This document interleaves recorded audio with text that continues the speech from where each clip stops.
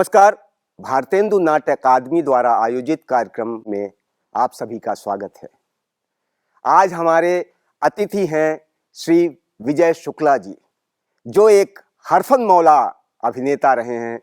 आज भी उनके अभिनय की सराहना हर कोई करता है, हर पीढ़ी का। उन्होंने अपने अभिनय से बहुत ही जलवे बिखेरे हैं और आज की युवा पीढ़ी के लिए वो एक तरह से उत्प्रेरक का काम करते हैं, एक शिक्षक का काम करते हैं। उनके अभिनय का लोहा सारी जितनी भी हिंदी रंग पट्टी में जितने भी रंग मंडल रहे हैं उसमें उन्होंने बखूबी अभिनय किया है, मुख्य भूमिकाएं निभाई हैं और उनका जलवा आज भी उसी तरह बिखरा हुआ है। वो बड़ी मुश्किलों से आज हमारे इस मंच पर आए हैं और अब मैं चाहूँगा कि हम उनसे बिल्कुल रूबरू होकर उनके जीवन के उन अंतरंग बातों को जो आज तक लोग नहीं जान पाए हैं उनको जानने की कोशिश करेंगे, उनकी रंग यात्रा को बखूबी जानेंगे। तो मैं स्वागत करता हूं श्री विजय शुक्ला जी का। नमस्कार विजय जी। जय हो, जय हो। कैसे हैं आप? बहुत अच्छे। मैं थोड़ा औपचारिक हूँगा और वैसे भी बतौर अभिनेता जो आपका सम्मान है उसमें तो कोई किसी तरह का शंका शुबा है नहीं। तो विजय जी, मैं अपने बातचीत की शुरुआत इस प्रश्न से करूंगा कि नाटक के क्षेत्र में आपका पदार्पण कब और कैसे हुआ? नाटक के क्षेत्र में मैं लगभग कॉलेज में था। गुजराती नाटक, गुजराती मीडियम में मैं पढ़ाई कर रहा था अहमदाबाद में। तो वहाँ पे एनुअल फंक्शन में ज़रूरत हुई और मैंने उसमें काम किया और वो लोगों को अच्छा लगा। तो कीड़ा पहले से ही था, बचपन से ही नौटंकी वगैरह देखते थे, बड़ी अच्छी लगती थी। उसी को पीछा करते हुए कॉलेज में पहुँचे और कॉलेज में नाटक में काम करने के उद्देश्य से कॉलेज ज्वाइन किया था। तो वहाँ पे परफॉर्म किया और वहाँ से प्रेरणा मिली। तो प्रोफेशनल ग्रुप थे गुजराती के, उसमें भी कुछ दिन गया।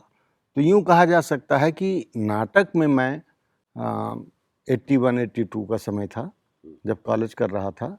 तो गुजराती नाटकों से मैंने शुरू किया। उससे पहले तो वही नौटंकी वगैरह, रामलीला वगैरह। जहाँ तक मेरी जानकारी है आपका जन्म उत्तर प्रदेश में ही किसी जनपद में, सुल्तानपुर में हुआ। हाँ। तो वहाँ मतलब कितना समय आपने गुजारा अपने बचपन का? 12th पास करते करते फाइनली मैं वहाँ से निकल पड़ा। उससे पहले भी कई प्रयास किए कि वहाँ ना रहा जाए तो ज़्यादा अच्छा है, लेकिन वो प्रयास विफल रहे। एंड फाइनली 12th पास करने के बाद जो मैं वहाँ से निकला तो फिर सालों बाद गया। तो नहीं, तो सुल्तानपुर से निकल के सीधे गुजरात, ये कैसे संभावना बनी? ये हमारे ख़ानदान के एक थे जो वहाँ पे नौकरी करते थे और अपनी पढ़ाई भी करते थे। तो मैंने सुन रखा था, तो मैंने कहा मैं भी ऐसा करता हूँ, पढ़ाई भी कर लूँगा, नौकरी भी कर लूँगा। ये सोच के मैं गया और धीरे धीरे करते करते ऐसा हो गया कि मुझे एक ऐसी नौकरी मिल गई जिसमें मैं अपना कॉलेज भी कर सकता था और उनका काम भी करता था। तो इस सिलसिले में गया था और वो मुझे प्राप्त हुआ। और वहाँ नाटक वगैरह करके मुझे ये पता चला कि ट्रेनिंग होती है, ट्रेनिंग ली जाए। हमारे प्रिंसिपल ने ही एक बार हमसे कहा कि तुम बीए के बाद एलएलबी मत करना, ये मत करना, एमए मत करना, तुम सीधे एनएसडी चले जाना। अच्छा। ये हमारे प्रिंसिपल ने कहा। तो मैंने भरा वहाँ पे, कुछ अनुभव नहीं था तो इंटरव्यू कॉल तक नहीं आई। होते करते मैं फाइनली बीएनए में आके 84 में ज्वाइन कर लिया। बीएनए का पता था आपको उस दरमियान? ये बीएनए का नहीं पता था। मेरे पिताजी मुझे खोजते हुए पहुँचे वहाँ पे। तो मैं हॉस्टल में रहता था, तो मेरे वार्डन ने कहा कि ये तो टैलेंटेड है। तो मेरे बाप एक नंबर के खुराफाती, बोले जब टैलेंटेड है, टैलेंट मतलब इसमें इंटरेस्ट है तो इसकी ट्रेनिंग लो। मैंने कहा अच्छा, इसकी भी ट्रेनिंग है? मैंने कहा बिल्कुल। बीए पूरा नहीं किया और आके बीएनए में भर्ती हो गया। तब 12th पास। हाँ, तो इसलिए हो गया उसमें। अच्छा, जैसा अभी आप कह रहे थे कि मैं गांव में रहना नहीं चाहता था, आप मतलब रास्ते खोज रहे थे कि वहां से कैसे निकला जाए, तो इसके पीछे किस तरह की धारणा, क्यों ऐसा? होता है। मेरी माताजी जो हैं वो 5 साल के हम लोग थे तो उनका निधन हो गया और उनके जाने से फिर जो है कुछ ऐसा आकर्षक रह नहीं गया घर में।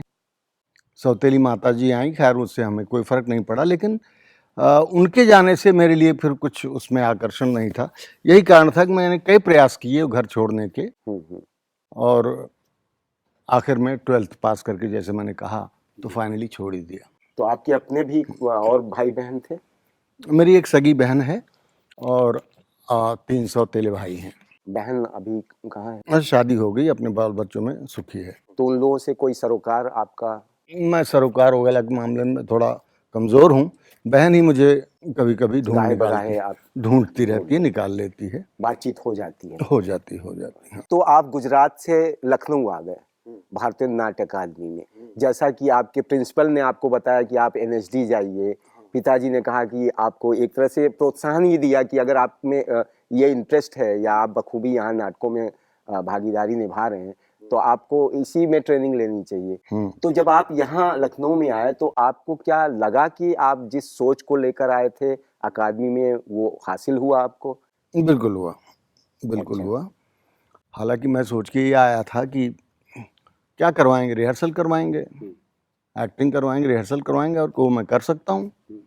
यहाँ आया तो देखा तमाम चीज़ें, बहुत सारे सब्जेक्ट पढ़ाए जा रहे हैं जिसमें मुझे कोई रुचि नहीं थी, लेकिन एक्टिंग पे भी काम हो जाता था। तो एक्टिंग के मोहब्बत की वजह से मैं अन्य सब्जेक्ट भी पढ़ लिया करता था। अच्छा। हाँ, क्योंकि कॉम्प्रिहेंसिव कोर्स है तो सारे हाँ। और सब्जेक्ट में है, लेकिन आपकी पूरी रुचि बतौर अभिनेता ही अभिनय में रही। अभिनय में रही। हाँ। और उसी में आपने काम किया। और तो उस अकादमी में रहते हुए ट्रेनिंग के दरमियान आपने कौन कौन से नाटक किए? ये तो आप बेहतर जानते हैं, आप मेरे बैचमेट हैं। अंधेर नगरी एक तो याद है, हाँ। एक्सेप्शन एंड द रूल, बाकी इतिहास मुझे तो इतना ही याद आ रहा है। अच्छा, तो नहीं तो यहाँ उन नाटकों में अभिनय करके आप जिस रुझान को लेकर या जिस रुचि को लेकर यहाँ तक आए थे, तो आपको लगा कि यहाँ उसका वो उस तरह का एक्सप्लोर करने का मौका मिल रहा है, या जिस अप्रोच में आप अपने आप को ढालना चाह रहे थे वो ऐसी कोई अभिव्यक्ति मिली आपको, या उसमें कोई कमतरी रही या किसी तरह की वैसी बात? हाँ, आके पता चला कि ये भी एक बहुत ही डिसिप्लिन वाला काम है, और जैसा हम नौटंकी और रामलीला वगैरह से आए थे, तो यहाँ पता चला कि नहीं, ये बहुत ही गंभीर कार्य है और इसमें गंभीरता की ज़रूरत है। तो ये बीएनए ने हमें डिसिप्लिन वगैरह इस बारे में, नहीं तो हमें कहाँ पता होता है इन सब चीज़ों के बारे में, इसका पता यहाँ पे लगा। जैसे कि आपने यहाँ रहते हुए ट्रेनिंग ली, 2 साल क्या पर्याप्त होते हैं एक अभिनेता के ट्रेनिंग के लिए? जहाँ कुछ नहीं हो वहाँ 2 साल पर्याप्त होते हैं। जहाँ 2 साल है उनको प्रयास करना चाहिए कि 3 साल हो जाए, अगर कर सकते हैं तो, क्योंकि 3 साल जरूरी दिया जा सकता है, दिया जा सकता है। दिया जा सकता हाँ, लेकिन अब आपके पास संसाधन नहीं है तो 2 साल में ही काम चलाइए, और भी कम है तो वर्कशॉप। हाँ, करने वाले तो अपने आप को परिपक्व करते ही है ना, जो भी समय अवधि आपको मिलती है आप उसी में ग्रूम करते हैं, उसी में सारी तैयारियां करते हैं। जब आपको पता है 2 साल है तो 2 साल में उसी तरह की भरसक कोशिश करेंगे कि आप कितना सीख लें, कितना जान लें, कितना एक्सप्लोर कर लें अपने आप को। बिल्कुल बिल्कुल। तो 2 साल के बाद की क्या यात्रा रही? 2 साल जब आपने यहाँ बीएनए में ट्रेनिंग ली, उसके बाद की रंग यात्रा कैसी रही? बहुत अच्छी रही, बहुत कम मैं बता सकता हूँ। यहाँ से निकलने के बाद श्री राम सेंटर दिल्ली में मेरा सिलेक्शन हो गया, और मैंने अच्छा काम मुझे मिलने लगा वहाँ पे। मैंने 10 साल कुल मिला के तमाम रिपर्टरियों में काम किया, अच्छे रोल्स किए, लोगों को अच्छा लगा, और 10 साल के बाद मैं वहाँ से छोड़ दिया। 10 साल तमाम दिल्ली की रिपेट्री में हो, चाहे नेशनल स्कूल ऑफ ड्रामा हो, श्री राम सेंटर की रिपेट्री हो, या और भी तमाम ग्रुप के साथ आपने अच्छा काम, जिसे आप खुद अपने मुंह से कह रहे हैं अच्छा काम और मेन रोल मिलने लगा। ये अच्छा काम और मेन रोल मिलना क्या इतना स्वाभाविक है एक अभिनेता के लिए, या उसके लिए किसी तरह की अलग कवायद या कोई अतिरिक्त कोशिश करनी होती है? क्योंकि हर कोई अच्छा काम करना चाहता है, लेकिन लोगों को अच्छा काम भी हासिल नहीं होता, मुख्य भूमिकाएं भी नहीं मिलती, लेकिन वो दोनों आपको हासिल हुई। तो इस बारे में आप अपनी सोच को थोड़ा सा बताएं कि ये, क्योंकि हर अभिनेता की छटपटाहट होती है अच्छा काम करना, लेकिन उसको अच्छा काम हासिल नहीं होता, या मुख्य भूमिका हर अभिनेता चाहेगा, क्यों नहीं चाहेगा, लेकिन सबको नहीं मिलती। मैं अपने बारे में इतना मुझे मालूम है कि मेरी हमेशा ये कोशिश रहती थी कि मुख्य भूमिका जो है वो मुझे मिले, और उसके लिए जैसे ही स्क्रिप्ट उपलब्ध होती थी तो मैं उसे प्राप्त करता था, फिर उसको पढ़ना शुरू करता था कि पहले 1-2 दिन जो रीडिंग होनी है तो उसी में उसमें अपने आप दिखाएं कि आप चाहते हैं कि आपको मुख्य भूमिका मिले, तो आपके प्रयास भी हैं उस तरह के। तो वो मैं प्रयास करता था और हो जाता था काम। अच्छा, नहीं तो मतलब एक तरह से आप अतिरिक्त प्रयास करते थे मुख्य भूमिका को छीनने के लिए, क्योंकि वहां तो तमाम रिपर्टरी में तमाम एक्टर होते हैं, बाकायदा हो सकता है आपसे भी ज्यादा अनुभवी लोग हों, हाँ। और जगह से ट्रेंड होके आए हों, नेशनल स्कूल ऑफ ड्रामा से आए हों या कहीं और किसी विभाग से आए हों, तो उनकी उस जमावड़े में अपने आप को स्थापित करना मुख्य भूमिका के लिए, या सब पढ़ रहे हैं, नाटक की रीडिंग हो रही तो सभी पढ़ रहे होंगे, लेकिन उसमें अपना वो दर्जा हासिल कर लेना, तो ये जो अतिरिक्त कोशिश आपने की, क्योंकि यही मैं आज इस मंच के माध्यम से, क्योंकि आपके अभिनय का लोहा मैं जानता हूं कि पीढ़ी दर पीढ़ी आज भी लोग आप बतौर एक्टर आपकी बड़ी सराहना करते हैं, और ये प्रामाणिक है, प्रूव्ड है, क्योंकि उस जमाने में जो भी नाटक हुए, जो लोगों ने आपके अभिनय को देखा, उन मुख्य भूमिकाओं में, उन नाटकों में, उन सब के दिलो दिमाग में आज भी विजय शुक्ला एक अभिनेता छाया हुआ है, वो स्मृतियां हैं। तो आज की जनरेशन या जो भी अभिनेता इस तरह की भूमिकाएं करना चाहते हैं, अच्छा काम करना चाहते हैं, मुख्य भूमिका करना चाहते हैं, तो ये जो अतिरिक्त कोशिश है, ये जो प्रयास आपका है, वो कोई ऐसी कोई पद्धति है या कोई ऐसा डिवाइस है जिसके तहत वो गुजरे तो वो भी मुख्य भूमिकाएं पा सकें? तो मैं चाहूंगा कि अगर आप शेयर करें तो ये शायद लोगों के लिए मैं समझ गया लाभकारी होगा। मैं समझ गया। दरअसल क्या है, मैं अपनी कोशिश को जानता हूँ। मैंने पहले बताया कि मेरी कोशिश रहती थी कि मुख्य भूमिका के लिए मैं कोशिश करूंगा, मिले या ना मिले ये दीगर बात है।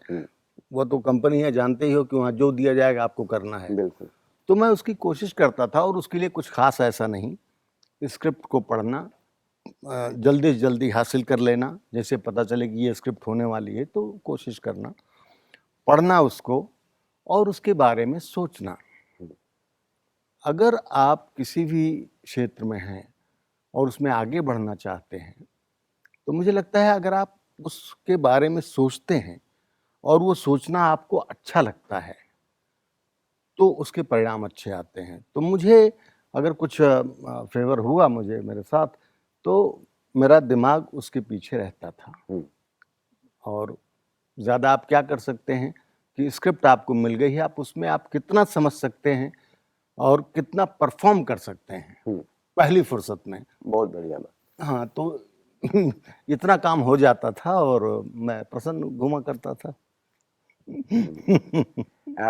हम दिल्ली बहुत जल्दी बढ़ गए, मैं थोड़ा सा लौट कर वापस लखनऊ और बीएनए में आता हूँ, कि वो ज़माना बिल्कुल एक अलग था, ना तो उस तरह से अभिनय या नाटक को लेकर किसी तरह की बातचीत, ना परिवार में ऐसी होती थी, ना समाज में ऐसी धारणा थी, ना उस तरह का आदर सम्मान था, है ना।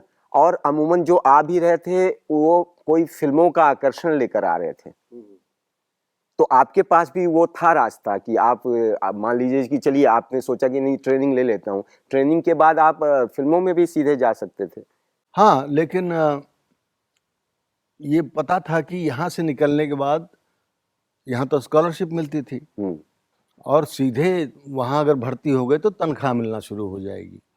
तो चूंकि मैं खुद ही अपना खर्चा वर्चा चलाता था, तो मेरा पहला टारगेट था कि यहाँ तनख्वाह मिल रही, पहले ये काम कर लो और देख समझ लो। रिपर्टरी कंपनी एक शब्द हमारे सीनियर आके बोलते थे तो हमारे लिए बिल्कुल नया होता था कि ये है क्या।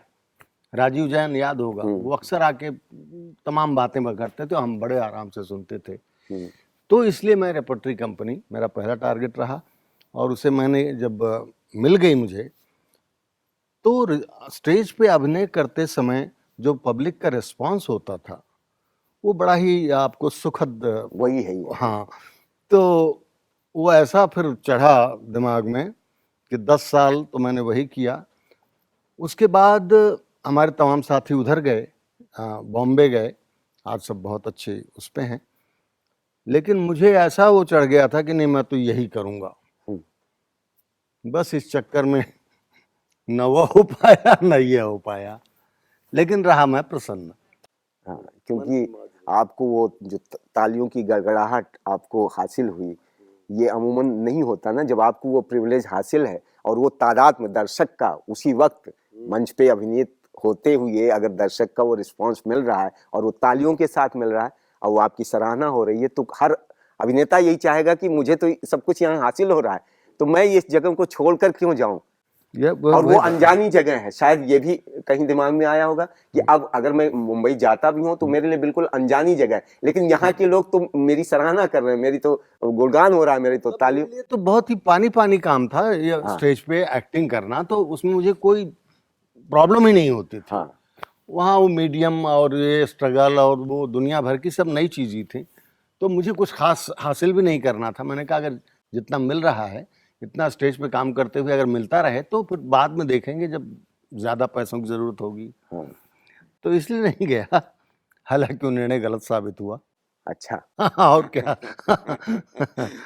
मालूम है उस निर्णय के चक्कर में रामचंद्र ने 14 साल का वनवास काटा था ना, मैंने 16 साल का वनवास काटा। दिल्ली में वो अपना कारगुजारी करने के बाद जो भी हुआ कुल मिला के मैं लखनऊ आ गया और 16 साल पता नहीं क्या ढूंढता रहा, क्या करता रहा। 16 साल बाद एहसास हुआ कि नहीं, आप रंगमंच से जिंदा नहीं रह सकते। अगर आप डायरेक्टर नहीं हैं, डिजाइनर नहीं हैं, तो एक्टर के तौर पे आप यू कांट सर्वाइव बेटर कहीं भी।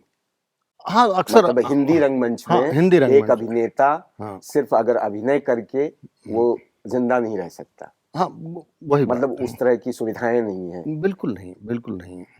अगर ऐसी होती, मतलब एक रिस्पेक्टेबल अमाउंट अगर स्टेज पे काम करने का मिलता होता, तो कई एक्टर्स जो हैं जो बॉम्बे गए, और एक हमारे गुरुजी हैं बड़े सीनियर हैं, उन्होंने कहा मैं तो मजबूर होकर छोड़ रहा हूँ ये थिएटर। और फिर वो गए, सीरियल्स किया, फिल्में की और बाकायदा आज वेल सेटल्ड हैं जी। तो वहाँ जाना कुछ गलत नहीं, और यहाँ भी जब कुछ खास नहीं तो आदमी जाता ही, और इसीलिए तमाम लोग चले गए। आज कौन रुका। तो इसलिए बस यह रेपटरी कंपनीज चल रही हैं, कुछ जो अच्छे पैसे दे रहे हैं उनके पास लोग रुक रहे हैं। भारत भवन की भी नहीं चलती रेपटरी। ये अजब विडंबना है कि तमाम नाट्य मंडल थे इस देश में हिंदी के, लेकिन सबके हाल ऐसे ही रह गए। सिर्फ एनएसडी चल रही है, भारतेंदु वाली हिचक हिचक के चलती है। भोपाल का क्या हाल है, जबकि सबसे प्रभावकारी मनोरंजक माध्यम है थिएटर। इससे ज्यादा इम्पैक्टफुल मुझे नहीं लगता कोई फिल्म या ये हो सकती है। उसका कारण है कि एक्टर आपका वहीं पे खड़ा है, वहीं आप बैठे हैं, उसकी वार्मथ वहीं है, आपकी आप गर्मी ऊष्मा वहीं है, तो ये अलग ही नज़ारा होता है। लेकिन इतना सशक्त माध्यम जो है, देखिए आज कहाँ पहुंच गया। मुझे लगता है कि जो जिस समय की आप बात कर रहे हैं ना, वो 80s 90s की बात है। उस समय जो हिंदी रंगमंच में सक्रियता थी वो शायद अब हासिल नहीं है, क्योंकि उस समय आप देखें कि दिल्ली में रहते हुए भी तमाम रिपेटरीज थी। एलटीजी की ले लें, शीला भाटिया की ले लें, श्रीराम की ले लें, एनएसडी की ले लें, और भी 3-4 ग्रुप्स जो रिपेटरी की तरह ही काम कर रहे थे। तो अभिनय के लिए या अभिनेता के लिए तमाम स्कोप्स थे, तमाम जगहें थी। भारत भवन भी चल रहा था। चल रहा था। लेकिन आज देखें तो भारत भवन बंद हो गया, एलटीजी की रिपेटरी उस तरह से नहीं चल रही है, शीला भाटिया का बंद हो गया, तो श्रीराम भी ऐसे ही, अब वो उस तरह की बानगी नहीं रही नहीं जिस समय की आप बात कर रहे हैं, जिस समय आप थे वहां पे। तो अभी कहने का मतलब कि 90 और उस समय जो भी थिएटर डायरेक्टर्स थे, एक्टर्स भी थे, डायरेक्टर्स भी, आप याद करें तो उस पीरियड में बहुत नए नए नाटक हुए, नए नए प्रयोग हुए, लोगों ने अपने आप को इस्टेब्लिश किया उसी पीरियड में। वो जो एक आंदोलन था, रंग आंदोलन कहें तो, लेकिन वो शिथिल हो गया, ऐसा लगता है आपको धीरे धीरे? मुझे तो ऐसा ही लगा। अगर यहाँ कुछ ऐसा होता तो मैं बॉम्बे ना जाता। मैंने तय किया था यहाँ ठीक है, लेकिन बात बनी नहीं है और चला गया, और आज मुझे कोई अफसोस नहीं है। लेकिन जो मेरी व्यक्तिगत जानकारी है, ये मैं बहुत ही इनफॉर्मल होके बात करना चाह रहा हूँ, क्योंकि वो प्रिविलेज मैं लूंगा, क्योंकि वो हासिल है मुझे, क्यों मैं आपका बैचमेट भी रहा हूँ, रूममेट भी रहा हूँ, हमने बहुत साथ वक्त गुजारा है। तो इसलिए कि एक आदमी गुजरात से लखनऊ आता है, 2 साल बीएनई की ट्रेनिंग लेता है, वो श्री राम सेंटर की रिपेट्री कंपनी में जाता है, और वहां वो एक अव्वल दर्जे का अभिनेता साबित करता है अपने आप को। वो साबित होने के बाद उसको आमंत्रित किया जाता है राष्ट्रीय नाट्य विद्यालय के रिपेट्री कंपनी में, उसके उसी अभिनय की श्रेष्ठता को देखते हुए वो वहां भी जाता है, वहां भी परचम लहराता है, मुख्य भूमिकाएं करता है, वहां भी उसके जलवे बिखरते हैं, और वो काफी दिन तक वहां नाटकों में अपने आप को शुमार किए रहता है, भागीदारी रहती है।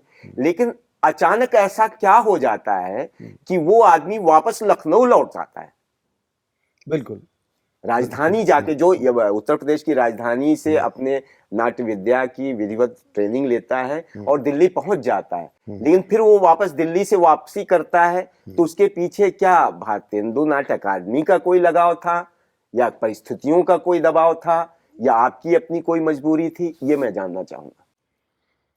देखिए, ये जो रिपेट्री कंपनीज हैं हिंदुस्तान में, एनएसडी, श्री राम, साहित्य कला परिषद भी थी, इस तरह की जो भी हैं, इनके सामने लक्ष्य ये है कि ये कला संस्कृति को लोगों तक पहुंचाएं। उनको एक ग्रांट मिलती है, वो उसे खर्च करते हैं, प्रोडक्शन कर दिया, अच्छे काम करते हैं, इसमें कोई दो राय नहीं। लेकिन उनके पीछे इस बात का कोई प्रेशर नहीं है कि जो पैसा खर्च हो रहा है वो कुछ वापस भी ले आए। वो नहीं ला सकते। अगर वो प्रेशर होता उनके ऊपर तो वो अच्छे एक्टर्स को निकालते नहीं, चाहे श्री राम हो चाहे एनएसडी हो। अगर उनको कह दिया जाए कि अगर आप इतना करोड़ रुपए देने के बाद भी आप 4 रुपया नहीं कमा पा रहे हो तो हम आपको क्यों दें, तब उन्हें अच्छे प्रोडक्शंस की ज़रूरत होती, अच्छे एक्टर्स की ज़रूरत होती, क्योंकि उससे उनका जुड़ा हुआ है, मतलब फाइनेंशियल मामला है। लेकिन ऐसा कुछ था नहीं। तो अगर एक्टर ने उनके मन का कुछ नहीं किया, क्योंकि एक्टर जो मेन रोल्स वगैरह करते हैं वो चहीते होते हैं कंपनी के लोगों को भी, उनका भी उनको प्यार प्रेम मिलता है, सम्मान मिलता है, और ऑडियंस का भी मिलता है। ठीक है, तो पूछिए इस बंदे का दिमाग कहाँ पहुंचेगा। और प्रशासन अगर उसको हल्के में लेता है, इस दृष्टि से देखता है कि मैंने तेरे को एम्प्लॉयमेंट दे रखी है, तो ये कुछ विरोधाभास हो जाता है ना, कि हीरो मतलब ऑडियंस का हीरो है, कंपनी में भी कोई दिक्कत नहीं है, लेकिन प्रशासन की नज़र में वो बात नहीं है जो एक कमाऊ पूत की होती है। तो ये वो प्रॉब्लम थी जिसकी वजह से हम जैसा चाहते थे वो ना कर पाए, और वो जैसा चाहते थे हम ना कर पाए, और लौट के बुद्धू घर को आए। हम थिएटर का अमिताभ बच्चन बनने के बाद लखनऊ आके 16 साल आराम करते रहे, क्योंकि मेरे लिए वो स्टेज पे वहाँ काम था नहीं। और ये वहाँ की उस दरमियान की सांस्कृतिक नीतियों में खामियां थी, जो आप पे उसका असर आया। उन्होंने उस ढंग से उन चीज़ों को लिया नहीं, और आपको मजबूरन लखनऊ लौटना पड़ा। तो लखनऊ में उस समय भारतीय नाट्य अकादमी की रंगमंडली चल रही थी, रंगमंडल चल रहा था। हाँ, ये अच्छा पॉइंट बताया कि एक समय वहाँ पे ऐसा आ गया कि किसी नाटक कंपनी ने हमको लेने को लिए, मतलब कोई तैयार नहीं, और नहीं, सब ज़्यादातर को मैंने छोड़ दिया था कि नहीं करना, और जहाँ मैं करना चाहता था वो हमको लेने को तैयार नहीं। अच्छा, ठीक है, ये हो गया प्रॉब्लम। तो मैं क्या करता वहाँ पे, नुक्कड़ नाटक वगैरह कुछ दिन किए, करना यही थिएटर ही चाहता था, लेकिन उससे क्या होता, तब तक दिमाग में आ गया था कि मैं अच्छा एक्टर हूँ, और ये भी दिमाग में आ गया था कि अच्छा एक्टर के साथ काम करके अच्छा सामने वाला भी अच्छा बनता है, सीखता है।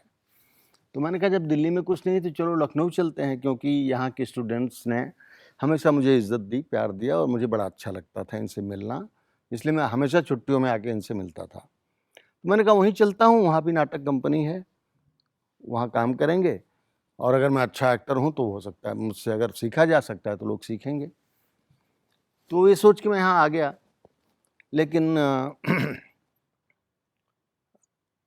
सरकारी संस्थाएं अपने हिसाब से चलती हैं, इनके ऊपर भी कोई प्रेशर नहीं होता कि आप पैसे कमा के लाओ, तो इनकी अपने तौर तरीके हैं, उस तरह से इन्होंने किया। हमें मौके भी दिए और हमसे मौके नहीं भी दिए, दोनों ही स्थितियाँ रहीं, तो मुझे इनसे कोई शिकायत नहीं।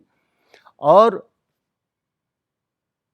मैं यहाँ रहता था, स्टूडेंट से मिलता रहता था, बाकी नौकर कर लिया, ये कर लिया। मुझे तो जीवन यापन करना था, मुझे यहाँ कोई कोठी नहीं बनवानी थी, पैसा इतना नहीं कमाना था। टाइम पास कर रहा था कि अगर इससे मिलने लग जाए पैसा तो अच्छा है, लेकिन वो ना मिल पाया। तो इस तरह से मैंने अपना 12-14 साल काट दिए।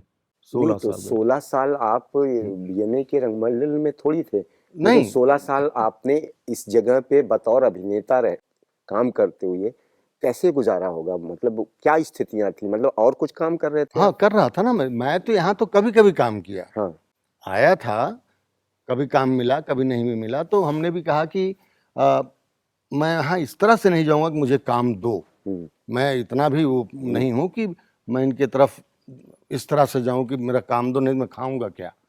मैं तो कुछ और करने आया था, तो मुझे लगा कि ये टेक्निकल प्रॉब्लम है यहाँ काम देने में, तो इनके भरोसे ना ही रहा जाए तो अच्छा है। और मेरा जो आकर्षण था स्टूडेंट से बातचीत, वो हो जाती थी और मैं खुश। बाकी नुक्कड़ मिल गया, ये मिल गया, वो मिल गया, था तो वही थिएटर ही ना। भले गांव में करना है तो हमें क्या करना, गांव में चले जा रहे हैं। तो मैंने वो उन दिनों को भी अच्छा एंजॉय किया। लेकिन जैसा कि अगर हम इतिहास में जाकर देखें, राज दरबारों में भी कलाकारों को जिस तरह से प्रश्रय दिया जाता था, अगर एक अभिनेता है, विलक्षण है वो, हाँ, अनुभव भी है, उसकी प्रसिद्धि भी है, तो हमारी सांस्कृतिक ढांचे में जितने जिस तरह के प्रतिष्ठान हैं, क्या इसमें ऐसी कोई सुविधा क्यों नहीं बन पाई है कि किसी एक अभिनेता को प्रश्रय दिया जा सके या उसके जीवन का संरक्षण किया जा सके? क्योंकि इतिहास में पलट के देखें तो राज दरबार या किसी उसमें लोग तो अपने दरबार में ऐसे अभिनेताओं को या ऐसे कलाकारों को पूरा शेल्टर देते थे, वो आश्रित हो जाते थे वहीं पे कि नहीं ये आदमी है विलक्षण, ये कलाकार है तो ये मेरा क्योंकि मेरे शासन का ये कलाकार कहलाएगा, हमारे राजतंत्र का ये कलाकार कहलाएगा। तो लेकिन इस हमने इतिहास से भी उस तरह का कुछ नहीं सीखा, या जिस तरह की ये प्रतिष्ठान बनते चले गए, ये एक मतलब व्यवस्था के तहत या एक नियंत्रण के तहत एक सीमा तक ही कारगर होते हैं। दरअसल वो राजकीय वाली जो बात है, उस समय राजा होता था, उसके सामने वो कलाकार जाके परफॉर्म करता था, तो दृष्टि राजा की पड़ती थी उस पे। अब राजा नहीं रहे, अब मुख्यमंत्री हैं, और मुख्यमंत्री के लिए कला वाला विभाग जो है वो सबसे नीचे पायदान पे आता है। इससे बहुत बड़ी बड़ी समस्याएं हैं यहाँ पे। तो राजा की नज़र तो पढ़ने से रही, अब बचते हैं जिस संस्था के जो नहीं हेड होते इसी हैं। में विपरीत बात है, मैं वहाँ आपको थोड़ा कंट्रडिक्शन है इसलिए मैं रोकना चाहूंगा। हाँ। कि जैसे आप बतौर अभिनेता रहे, वो भी रंगमंच के, इसी की जगह कोई एक डांसर होती या डांसर मेल फीमेल कोई भी होता, उसको प्रश्रय मिलता रहा है, आज भी उनको हासिल है, उनके पास प्रतिष्ठान है, उनको संसाधन मिले हैं, वो अपने आप को उस तरह से खड़ा करके अपने जीविकोपार्जन कर रहे हैं। लेकिन अभिनेता के तहत या रंगमंच के तहत इस तरह की कोई कवायद या कोई ऐसी कोशिश या किसी का प्रोत्साहन नहीं मिला। दरअसल एक बात और भी है कि संगीतज्ञ कितने हैं, कितने गायक हैं, उनको प्रश्रय दिया जाता है। आप कह रहे हैं राजा बदल गए, लेकिन सरकारें भी आई हैं, तो सरकारें इस तरह के कलाकारों को प्रश्रय देती हैं, आज भी देती हैं। ठीक है, मुझे लगता है अभिनेता जो है, इसके लिए ये टेलीविजन आया, फिल्म आई, तो ये धीरे धीरे वहाँ इनका पलायन होने लगा, और बहुत नेचुरल था उनका वहाँ जाना, पैसा सबको चाहिए। ये हमारे गायक और क्लासिकल चाहे डांसर हों या सिंगर हों या बजाने वाले लोग हों, ये थोड़े जुनूनी टाइप के, मतलब अलग टाइप के व्यक्ति होते हैं ये, ठीक है। तो ये अपना रियाज करते हैं, वो उनका सुख होता है, 4 आदमी को भी वो सुना दें, उनका सुख होता है। तो वो अपनी तरह से चलते रहते हैं और जहाँ उनके शो हो पाते हैं, जहाँ जो कुछ हो पाता है उतने में वो संतुष्ट रहते हैं। कभी कहीं से कुछ मिल गया तो मुझे लगता है ग्रांट वगैरह इन लोगों को भी मिलती है, सबको अब तो सबको मिल रही है। ये जुनून तो अभिनेता में भी होता है, जो जुनून अगर गायक में भी है, एक तबला वादक में है, लेकिन उसको जो संसाधन मुहैया कराती है ये सरकारें या ये प्रतिष्ठान, वो अभिनेता को या नाट्य जगत को नहीं मुहैया है। मैं ये कहना चाह रहा हूँ। बिल्कुल सही कह रहे हैं, क्योंकि नाटक का अभिनेता जो है उसको 20 और चाहिए होते हैं, तब उसका नाटक होगा, एक वाले से काम ना चलेगा, है ना। तो फिर आपको कंपनी खोलनी पड़ेगी। डांसर जो है 1.5 घंटे का प्रोग्राम अकेले डांस करके कर लेती है, या कोरस, जो भी है, उनके अपने अपने सिस्टम है।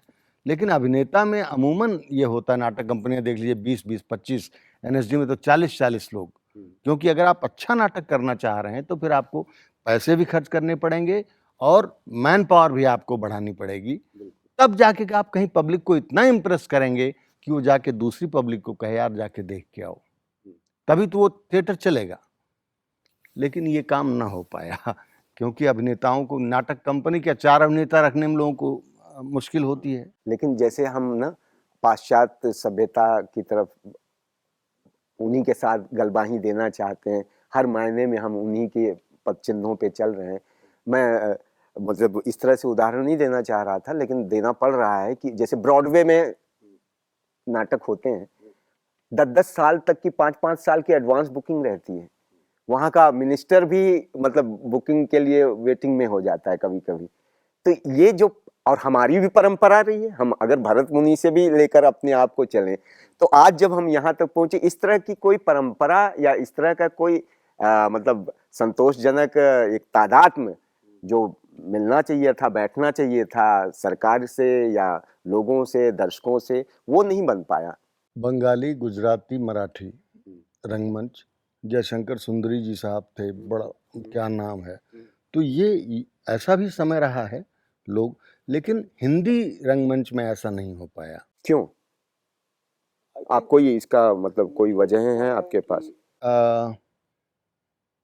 एक तो कारण ये हो सकता है हिंदी फिल्में, क्योंकि जो मंच पे अच्छा अभिनय करेगा तो उसको स्वयं लोग उठा के ले जाएंगे वहाँ पे बड़ा एक्सपोजर है, बड़ा पैसा है, शोहरत भी है, तो यहाँ रुकना कुछ बहुत अक्लमंदी। रीजनल भाषा की आप बात कर रहे हैं, बंगाली हो या मराठी हो, वहाँ भी बहुत ही ब्रिलियंट फिल्में बनती हैं, बहुत अच्छी फिल्में बनती हैं, लेकिन उनका थिएटर भी उसी अव्वल तरीके का है। एग्जैक्टली उसका कारण क्या है कि उनकी ऑडियंस जो है, उनकी संस्कृति में है नाटक देखना। हमारे यहाँ नाटक देखना बहुत, तो ये संस्कृति बन नहीं पाई हमारे यहाँ। हिंदी में कहाँ बन पाई, हिंदी में नहीं बन पाई। तो क्या आप आशान्वित हैं कि आगे कुछ बदलाव हो सकता है या ऐसे ही चलता रहेगा? मुझे तो लगता है कि आज का जो मनोरंजन है, चित्रों वाला मनोरंजन, कि बाथरूम में ही आप अमिताभ बच्चन से भी मिल लीजिए, ट्रम्प से भी मिल लीजिए, ये एक ड्रास्टिक चेंज है। ये अब है, हर चीज़ आप फिल्म में देखना चाहें, क्या है, मोबाइल पे सब उपलब्ध है। तो ये चित्रों वाला मनोरंजन जो है, ये ओवर एक्सपोज्ड हो गया, बहुत हो गया है। और शायद अब वो समय आएगा कि लोग फिर लाइव परफॉर्मेंस को वरीयता देंगे, क्योंकि उसका असर जो है वो अलग है। इसके मैंने कई उदाहरण देखे हैं कि थिएटर, अच्छा थिएटर देखने के बाद पब्लिक के जो रिस्पांस होते हैं, वो रिस्पांस मुझे याद हैं, और पब्लिक एक दिन हो सकता है फिर लौटे थिएटर पे। ये क्या नाम है अपना, कोरोना चल रहा है फिर भी थिएटर शुरू हो गए हैं, लोग रंगमंच अपना शुरू कर दिए हैं। क्योंकि रंगमंच तो चलता रहेगा, लेकिन हिंदी रंगमंच की जो बात हम करते हैं, वो गतिविधियां बहुत हैं, आपको सुनने को बहुत मिलती हैं, वो चलता तो आ रहा है, पिछले कई दशकों से चल ही रहा है, निरंतर चल रहा है, उसमें कोई कमतरी नहीं हुई है।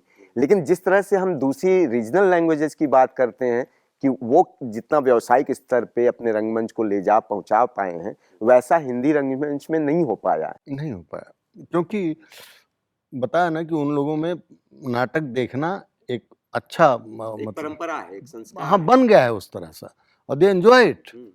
हमारे हिंदी में वो बन ही नहीं पाया, और क्या कहते हैं, बनने दिया गया। ये क्या, इसको पे क्या कहें? और हिंदी में गरीबी भी हो रही होगी, कितने लोग खाने को नहीं मिल रहा है, रहने को नहीं है, तो नाटक की तो बहुत दूर की बात आती है ना, शायद गरीबी भी वजह रही हो। हाँ, लेकिन अगर इस तरह से देखें तो उन्हीं गरीबी से अभिनेता भी निकल के आ रहा है हिंदी रंगपट्टी में, तो उसके लिए तो वो दोहरी मार पड़ रही है। एक तो वो पारिवारिक गरीबी से अपने झेल रहा था, अब वो ऐसी विधा में आ जाता है, मतलब नाटक की विधा में जहां पहले से भुखमरी पैदा हुई। एक मिनट, नाटक में अक्सर वही लोग आते हैं जो कम से कम खाते पीते घर के होते हैं, जिनका बचपन खाने पीने की रोटी के लालों में बीता हो। मुझे नहीं लगता वो कलाकारी की तरफ, वो रोटी की तरफ पहले बढ़ेगा कि पहले रोटी कैसे कमाई जाए। अच्छा, अब जैसे अब तुम देख लो, मुझे देख लो, हमारे बाप प्रिंसिपल थे, तुम्हारे बाप कितने बड़े सरकारी वो थे, तो तुमने कभी भूख देखी है? नहीं, तभी तो हमें खुराफात है कि हम नाटक करेंगे, नौटंकी करेंगे। लेकिन ऐसे तमाम एक्टर हैं, मैं कई पीढ़ियों को देख के ये बात कर रहा हूँ कि तमाम लोग ऐसी मुश्किलों से, कि जहाँ ऐसे संसाधन नहीं है, वो बिहार के गांव से निकल के आते हैं या उत्तर प्रदेश के या किसी भी ऐसे इलाकों से आते हैं जहाँ उनके पारिवारिक स्थितियां ऐसी नहीं है, लेकिन उनका एक आकर्षण पैदा हो गया, उनका एक जुनून पैदा हो गया, तो अब यहाँ आके तो वो एक विरोधाभास नजर आता है उनकी। वो ठीक है, वो तो क्या है, जब आप उन्होंने सेलेक्ट कर लिया, तय कर लिया कि हमें इसमें जाना है, इस लाइन में, तो फिर तो सिर वो क्लेम दिया है तो मूसल पड़ने दो। मैं तो तब की बात कह रहा हूँ कि सिलेक्ट करने वाली पोजीशन, अगर आप पहले ही भुखमरी की मार में हैं तो आप इस फील्ड को सिलेक्ट नहीं करेंगे। ये खाता पीता बंदा ही एक बार नाटक नौटंकी। हाँ, लेकिन अगर आपने एक बार सिलेक्ट कर लिया कि मुझे इसी में जाना है, फिर तो जो भी स्थितियां, लोगों ने क्या क्या दिन नहीं देखे हैं गरीबी के। कह रहा हूँ ना, लेकिन उस जमाने में अगर आप जाके देखें तो हमारे मार्गदर्शक लोग थे, हमारे जो गुरु लोग थे, उनके अक्सर ये जुमले निकल के आते थे कि जो घर फूके आप ना चले हमारे साथ। हाँ, सही तो है। हाँ, सही तो है, क्योंकि इसमें कोई गारंटी नहीं है कि गारंटी आपकी नहीं है। आपने अच्छा अपने आप को तपाया, आपने साधना करी, आपने ऑडियंस को इम्प्रेस किया, तब कहीं जाके आपको फल मिलना शुरू होगा। तो वो इनसिक्योरिटी हमेशा बनी रहती है। उनके लिए नहीं बनी रहती जिन्होंने तय कर लिया जाना तो डू और डाई, जाना है तो सिम जाना है, तो वो इनसिक्योर प्रभाव पड़ता है। जैसे कि मैं भी बता रहा हूँ कि जैसे मैं भी दिल्ली तक गया वहाँ रिपेट्री में, लेकिन जब मैं बस की लाइन में मैं भी खड़ा हूँ, और जिनका मतलब एनएसडी से पास आउट हैं, टीचर भी हैं, उत्तरा बावकर जी, वो भी बस की लाइन में खड़ी हैं, मनोहर सिंह भी बस की लाइन, तो मुझे लगता था इनका तो रंगमंच पे इतना बड़ा नाम है, अगर इनकी हैसियत यही है जो एक न्यू कमर की है, जो आज हिंदी रंगमंच के इस स्थान पे पहुंचा है, रिपेट्री तक पहुंचा है, वो भी उतनी मतलब बस के पंक्ति में खड़ा। तुम्हारी वो जो भावना वहाँ उत्पन्न हुई थी, यही कारण है कि उन्होंने बस की लाइन छोड़ दी, सब बॉम्बे चले गए, सब क्या कहते हैं अच्छा पैसा कमाया, अब तुम्हें इस तरह के लोग बस की लाइन में शायद ना मिले। लेकिन इससे नुकसान हिंदी रंगमंच का बहुत हुआ। हिंदी रंगमंच का तो नुकसान उसी दिन हो गया जिस दिन ये फिल्में आई, जिस दिन ये, मैं अगर याद दिलाऊं, क्योंकि उस दरमियान आप भी वहां थे, मैं हिंदी रंगमंच की उस निरंतरता, उस सक्रियता के समय काल को दोहरा रहा हूं, लेकिन जब हर तरह से सक्रिय थे, एक्ट वन, साक्षी, सारी रिपेट्रियां इतनी गहमा गहमी, तमाम तरह के पीयूष मिश्रा, आशीष विद्यार्थी, सौरभ शुक्ला, ऐसे तमाम एक्टर जो वहां पे नाटकीय गतिविधियों में लिप्त थे दिन रात, लेकिन अचानक एक फिल्म आती है बैंडिट क्वीन और सबको हाईजैक करके मुंबई पहुंचा देती है। सही है, और सबका जीवन बदल जाता है, जीवन बदल जाता है, लेकिन हिंदी रंगमंच बिल्कुल शून्य हो जाता है। कहाँ शून्य हो जाता है, वो गए दूसरे आ ही जाते हैं ना, और आबादी तो हमारे यहाँ बहुत है। वो जो शुमार था, वो जो श्रेष्ठता, हाँ, ये तो होना ही है, कुछ ना कुछ तो आपको खोना ही है। वैक्यूम आया था वो। हाँ। देखो, निरंतरता तो रहती, रंगमंच कभी मरेगा थोड़ी ना। हाँ, नहीं, वो तो चलता रहेगा, निरंतर ही चला आ रहा है। हम तब से जब छुटभैये थे, बालपन में थे, तब भी लोग कह रहे थे हिंदी में मौलिक नाटक नहीं है। आज 30-35 साल से हम भी रंगमंच कर रहे हैं, आज भी वही बातें दोहरा रहे हैं लोग। एक चीज की जो कमी आई है वो यह है कि आप परफॉर्मेंसेस, उस समय के जो एक्टर्स थे, जो फिल्मों में जाने से पहले तक जो थिएटर था वो राष्ट्रीय नाट्य विद्यालय के पास ही था आखिरी, अभी भी वही है, तो बेगम का तकिया और तुगलक, अंधायुग, ऐसे ऐसे प्ले हुए हैं कि आदमी देखे तो चमत्कृत हो जाए। तो जब तक थिएटर का जादू नहीं होगा तो फिर थिएटर बेअसर है। अब देखिए इन प्लेज को, और बहुत सारे प्लेज एनएसडी के हैं कि जो गोल्डन एरा कहलाता है नाटकों का, और फिर हुआ यही कि वो लोग सब धीरे धीरे सीरियल्स में यहाँ वहाँ चले गए, और अब क्या रह गया कि जो नए लोग आ रहे हैं वो अपना परफॉर्म कर रहे हैं, लेकिन जो अनुभवी लोग थे, उनके अनुभव से जो चमत्कार होता था वो गायब हो गया। तो और एक अभी तरह से क्षति है वो हमारी। जाहिर है, क्योंकि एक इंसान अगर नाटक देखने आता है तो जो पैसे खर्च करता है वो तो करता ही है, अपना वक्त देता है, आता है, बैठता है, फिर पता नहीं कहाँ से आया है वहाँ तक जाता है, तो 6 घंटे मान लीजिए। तो एक बंदा अगर आपको 6 घंटे दे रहा है तो आप बदले में उसे दे क्या रहे हैं? कितना आप उसको झिंझोड़ पा रहे हैं, कितना अंतर मन तक उसके जा पा रहे हैं? वो अगर आप क्वालिटी प्रोडक्ट नहीं है तो उसको, उसके समय को आप जस्टिफाई नहीं कर पाएंगे, और जिसका समय आप बर्बाद करेंगे वो दोबारा लौट के ना आएगा। यही होता है। अब मैं एक छोटा सा वो सुनाता हूँ। एक बहुत बड़ी अच्छी डायरेक्टर एनएसडी की ही थी, तो उनका प्ले हो रहा था, साहित्यिक टाइप का था। तो एक पिताजी दादाजी अपने बच्चे को ले आए थे। बच्चा मतलब इतना था कि बच्चा ही था, लेकिन वो जो इस उम्र का था कि उसको एंट्री मिल जाए। वो प्ले इतना महान निकला, तो दादाजी अपने बच्चे से कह रहे हैं, सॉरी बेटा, मैंने तुम्हारी शाम बर्बाद कर दी। तो ठीक है, गिल्ट पैदा हुआ है। क्योंकि उसे कोई आनंद नहीं आया, और उन्होंने अपनी तरह से पूरा किया था। लेकिन वही कह रहा हूँ, इसमें धार होनी चाहिए, तब कटेगी ऑडियंस, तब उसका दिल जो है बाग बाग होगा।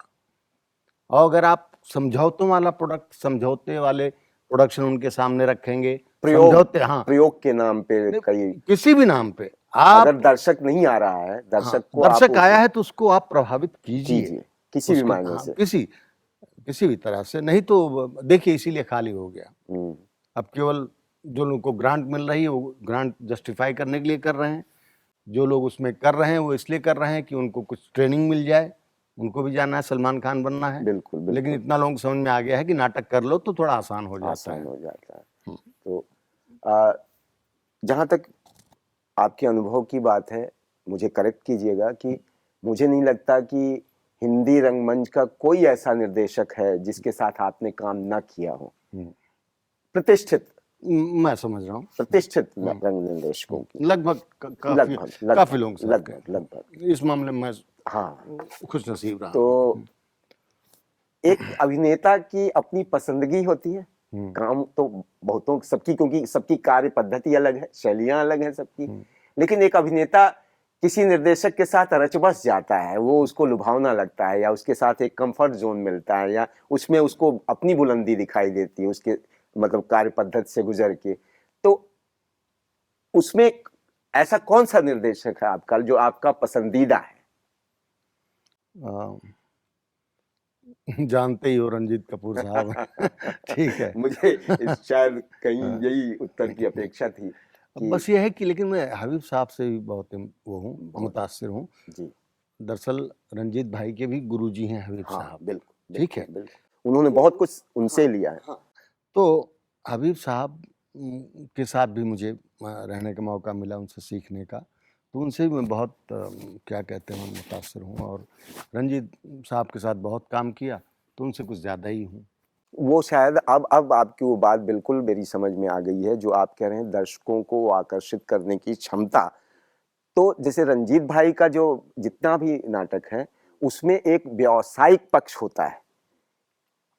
व्यावसायिक पक्ष से मेरा मायने ये है कि दर्शकों को आकर्षित करते हैं कि वो दर्शक अगर वो मनोरंजन के लिए आए तो उसको भरपूर मनोरंजन मिल रहा है, या आप किसी थॉट प्रोवोकिंग उसमें नाटक में वो आया है तो उसको उस तरह की बात मिल रही है, वो उससे भी संजीदा हो रहा है। तो ये जो क्षमता, लेकिन मैंने ये भी देखा है कि जब जब रंजीत भाई ने उस तरह की पहल की या कोशिशें की, इसी हिंदी बेल्ट के लोगों ने, इन्हीं रंग समीक्षकों ने उन पे अलग अलग इल्ज़ाम लगाने की भी कोशिश की कि ये तो बहुत अश्लीलता परोस दी गई, या ऐसी कोई बातें, तमाम ऐसी उस समय की टिप्पणियां या समीक्षाएं पढ़ने को मिली थी। इस तरह के लोग हर समय रहे हैं, लेकिन ऑडियंस पे उसका कोई प्रभाव पड़ता नहीं। आज भी रंजीत कपूर का नाटक चाहे दिल्ली में हो या कहीं भी हो, ऑडियंस वहाँ पहुँचती है और उनका जादू कायम है। पहले भी होता था जो इस तरह के लोग उसमें कोई कमी निकाल देते थे, तो वो इनके समय में भी रहे, लेकिन सबका मुंह बंद कर दिया रंजीत भाई ने, उनके प्रोडक्शंस ने, और जो रिस्पांस मिला है, तो थिएटर के क्या कहते हैं आखिरी जिसको लोकप्रिय डायरेक्टर कहेंगे, वो रंजीत भाई ही है मेरे ख्याल से। क्योंकि मेरा भी बहुत अनुभव रंजीत भाई के साथ रहा है, लेकिन जैसा कि हमने भी साथ काम किया हुआ है, हमारे साथ कुछ ऐसे निर्देशक भी मिले हैं, राजेंद्र नाथ टाइप के निर्देशक। देखिए, हर व्यक्ति उनकी अपनी ब्यूटी है। हाँ। मैं उनकी तहे दिल से बहुत इज्जत करता हूँ, और वो मेरे जीवन में एक ऐसे व्यक्तित्व रहे हैं जिन्होंने मेरा हमेशा भला चाहा, और मैंने देखा कि एक व्यक्ति कितना संयम, कितना नियंत्रण है उनमें, उनकी वाणी में क्या शब्दों का सिलेक्शन है, और कितने कम शब्दों में, कितने सटीक शब्दों में बात कही जा सकती है। नाथ जी उसके बहुत ही अच्छे उदाहरण हैं। इन लोगों ने मुझे जो कुछ सीखा उसमें इन लोगों का बहुत योगदान है। रंजीत भाई और हबीब साहब के साथ तो म्यूज़िक और तमाम चीज़ें थी, उनके साथ वक्त भी मैंने किया, लेकिन मैंने अन्य निर्देशकों के साथ जिनके भी साथ काम किया, उन सब से मैंने बहुत कुछ सीखा, और तभी अगर कुछ मुझे आया तो उसमें इन सब का योगदान है, और मैं उनको नमन करता हूँ। क्योंकि प्रारंभिक शिक्षा में एक इस समय रंग जगत के प्रख्यात निर्देशक और बीएनए के संस्थापक निर्देशक श्री राज बिसारिया जी, उनसे पहला इंटरेक्शन आपका यहाँ अकादमी में आने के बाद हुआ था। उन्हें बतौर निर्देशक आप किस संज्ञा में? देखिए राज साहब तो ऐसा है कि महान नहीं है। मैं किसी को 4 घंटे सुनूं बैठ के मंत्रमुग्ध होके, तो ऐसा राज साहब के साथ हुआ है। तुम भी रहते थे, मतलब क्या बोलते थे, क्या जादू था उनमें कि 4 घंटे ना आपको बाथरूम आती थी ना आपको प्यास लगती थी। तो मैं तो केवल सुनता रहता था, और अगर आज मैं कहीं कुछ सही बोलता हूँ, कुछ अच्छा बोलता हूँ, तो वो जो 4 घंटे की जो क्लास होती थी उसमें से चीजें गई हैं। नहीं तो एक गांव देहात का लड़का, शब्दकोश मिला हमें। हाँ, क्योंकि वो ब्रिलियंट, उनकी तो लाजवाब व्यक्तित्व है उनका। क्योंकि मुझे याद है शायद कि हबीब साहब भी कहते थे कि वो शब्दों का मसीहा है, लफ्जों के बादशाह, लफ्जों का बादशाह है। हाँ। और लेकिन उन्हीं जुमलों में राज साहब जब ब्लैकमेल को काली चिट्ठी बोलते थे तो राघव जैसे या और सपाटी कहते थे हाँ हाँ ब्लैकमेल का मतलब है काली चिट्ठी। राघव के साथ ये इंसिडेंट तो बहुत अच्छा। तो वो सब भी जिक्र हैं, क्योंकि अब जब आप अतीत को जब आज बैठ के आप देखते तो सब कुछ खुशनुमा लगता है ना। तो लेकिन एक वानगी अगर देखें, एक तरंग देखें, एक जुनून देखें, एक तेवर देखें, तो शायद हमने ये शुक्रोक्ति आपसे मिलनी चाहिए कि हमने शायद इसी कैंपस से पाई थी। और राज साहब ने ही एक गंभीरता जो पैदा की जी, एक देहाती लड़के के अंदर इस क्या कहते हैं इस सब्जेक्ट के प्रति, तो राज साहब का उसमें प्रथम योगदान है। नहीं तो हम लोगों के लिए तो क्या खेल तमाशा ही था। बिल्कुल।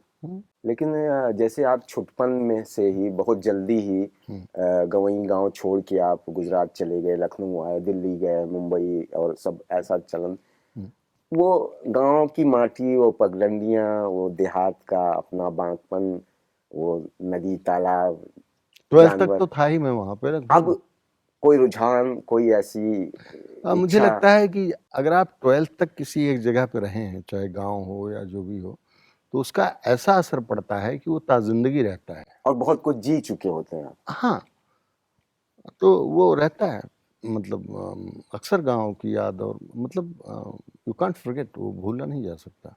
कभी मन करता है कि सब छोड़ छाड़ के मैं उसी माटी में जाऊं?